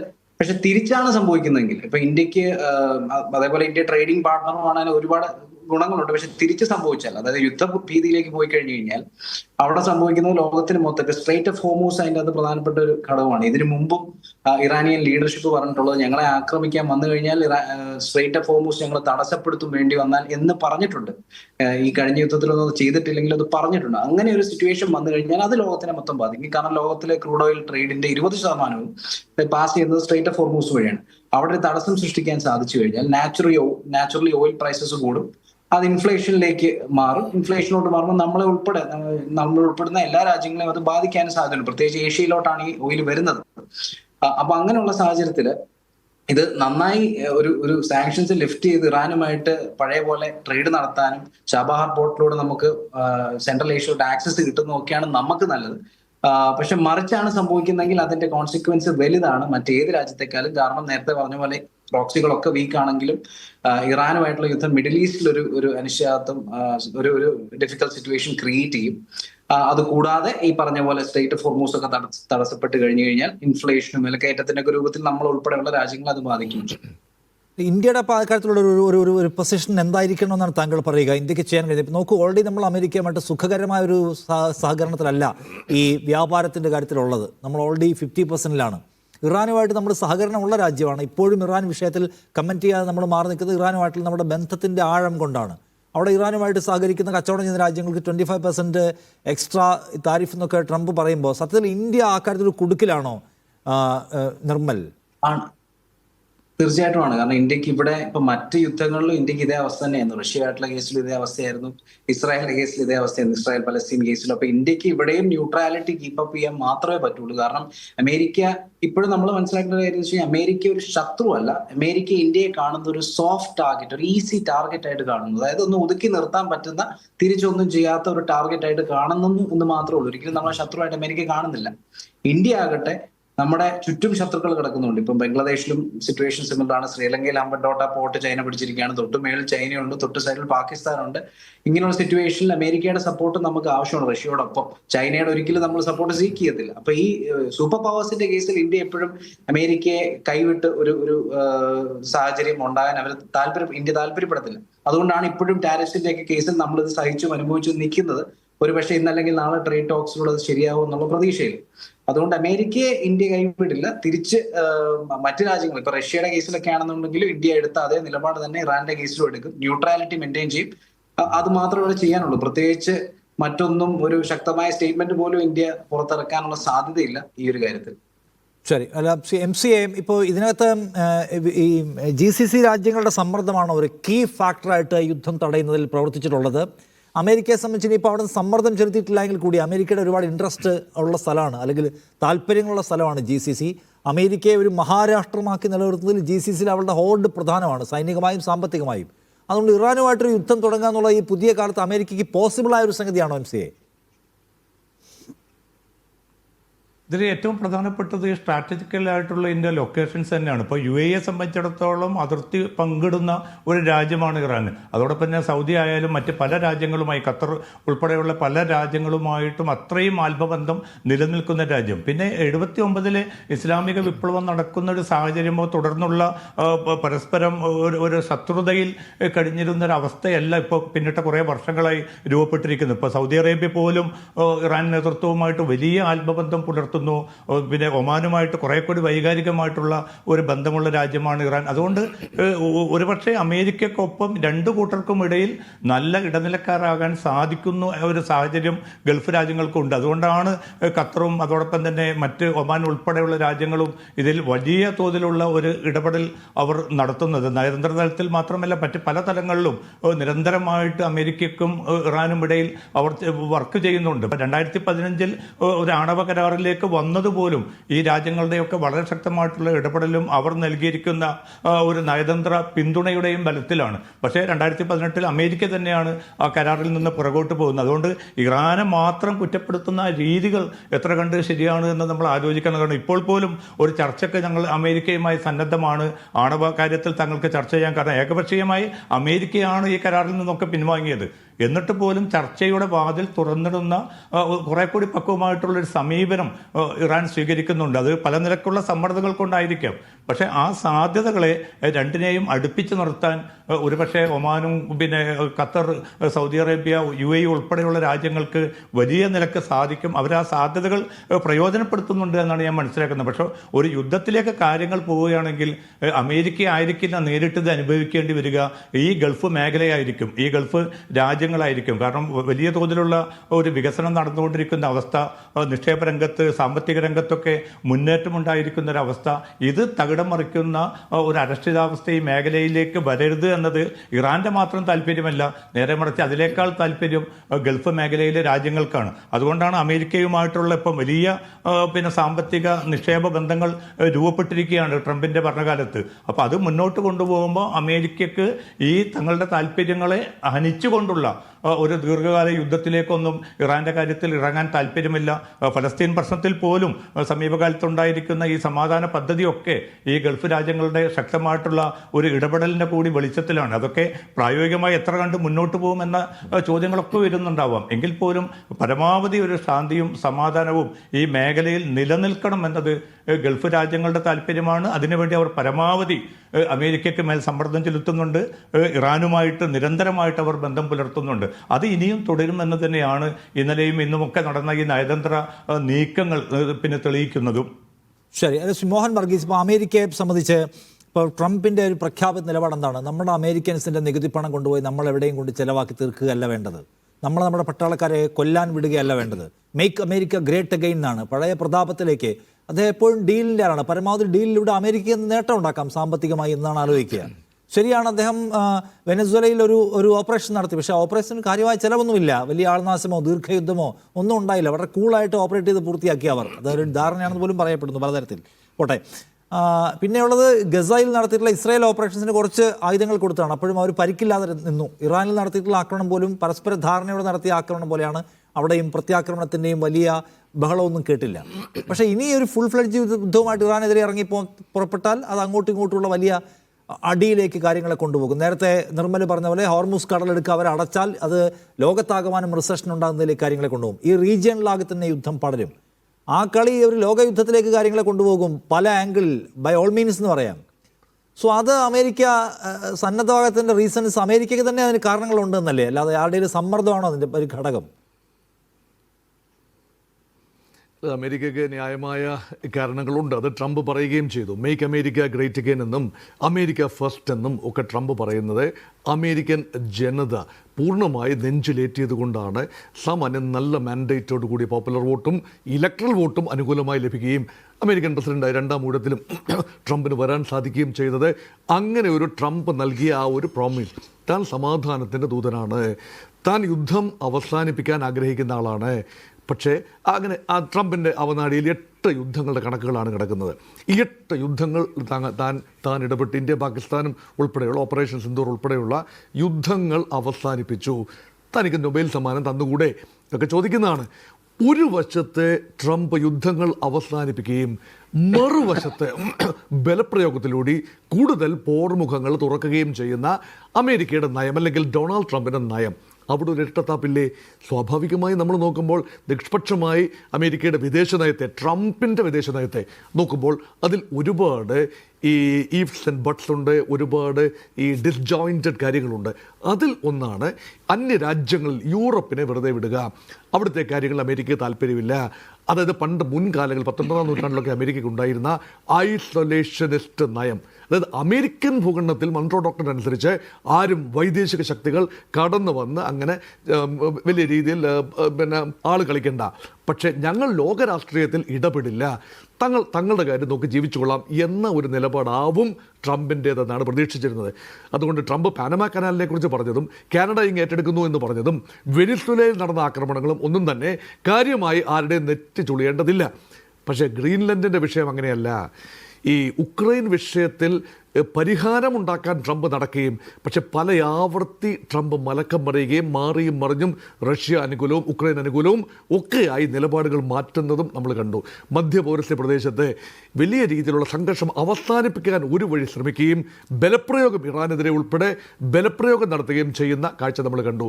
അതുകൊണ്ട് ഇതിനകത്ത് ഒരു വലിയ രീതിയിലുള്ള അനാക്രോണിസം ഉണ്ട്, വൈരുദ്ധ്യം ഉണ്ട്, ഇരട്ടത്താപ്പുണ്ട്, അത് നിശ്ചയമാണ്. പക്ഷെ അതെല്ലാം തന്നെ ഫിൽട്ടർ ചെയ്ത് വരുന്നത് മേക്ക് അമേരിക്ക ഗ്രേറ്റ് അഗൈൻ എന്ന് തന്നെയാണ്. കാരണം അമേരിക്കയുടെ സ്ട്രാറ്റജിക് ഇൻട്രസ്റ്റ്, അമേരിക്കയുടെ ഓയിൽ ഇൻട്രസ്റ്റ്, അമേരിക്കയുടെ എനർജി റിക്വയർമെൻറ്റ്, അമേരിക്കയുടെ ആകമാന വിഡ്ത്ത്, ഡോളറിൻ്റെ നിലനിൽപ്പ്, ഇതെല്ലാം തന്നെ ഈ മധ്യപൗരസ്ത്യ പ്രദേശവുമായി ബന്ധപ്പെട്ട് കിടക്കുന്നു. അതുകൊണ്ട് അമേരിക്കയ്ക്ക് ട്രംപ് ആദ്യം പറഞ്ഞതുപോലെ എല്ലാ സംഘർഷത്തിൽ നിന്നും മാറി നിൽക്കാനാവില്ല. അപ്പോൾ അമേരിക്കയുടെ ഒരു ഒരു ഒരു ഒരു വലിയ ഊതിപ്പെരുപ്പിച്ചൊരു ഇക്കോണമി കൂടിയാണല്ലോ യഥാർത്ഥത്തിൽ അമേരിക്കയുടെ എക്സ്റ്റേണൽ ഡെറ്റൊക്കെ. $30 ട്രില്യൺ ഡെറ്റാണ് അമേരിക്കയ്ക്കുള്ളത്. അതൊക്കെ കാര്യം വരുമ്പോൾ ഒരു മൈൻഡ് ബ്ലോയിങ് നമ്പേഴ്സാണ്. പക്ഷേ ഇതൊക്കെ നിലനിർത്തണമെങ്കിൽ ആ ഡോളർ അധിഷ്ഠിത ലോകക്രമം തുടരണം. അതിന് കോട്ടം തട്ടുന്ന രീതിയിൽ ഇറാൻ ഉൾപ്പെടെയുള്ള രാജ്യങ്ങൾ ബ്രിക്സിലാണെന്ന് ഓർക്കണം. ഇപ്പോൾ എക്സ്പാൻഡഡ് ബ്രിക്സിൻ്റെ ഭാഗമാണ് Iran, Russia, China, India, south Africa, Brazil. ഇതെല്ലാം തന്നെ പൂർണ്ണമായി അമേരിക്കൻ പക്ഷം നിൽക്കുന്ന രാജ്യങ്ങളല്ലല്ലോ, ഒരു ബദൽ സാമ്പത്തിക ക്രമത്തിൻ്റെ ഭാഗമാണ്. ആ ഭാഗവുമായി സ്വാഭാവികമായി ചേർന്ന് നിൽക്കേണ്ട ഒരു രാജ്യമാണ് ഇറാൻ. ഇപ്പോൾ അതിൽ ബ്രിക്സിൻ്റെ എക്സ്പാൻഡഡ് ബ്രിക്സിലെ അംഗവുമാണ് ഇറാൻ.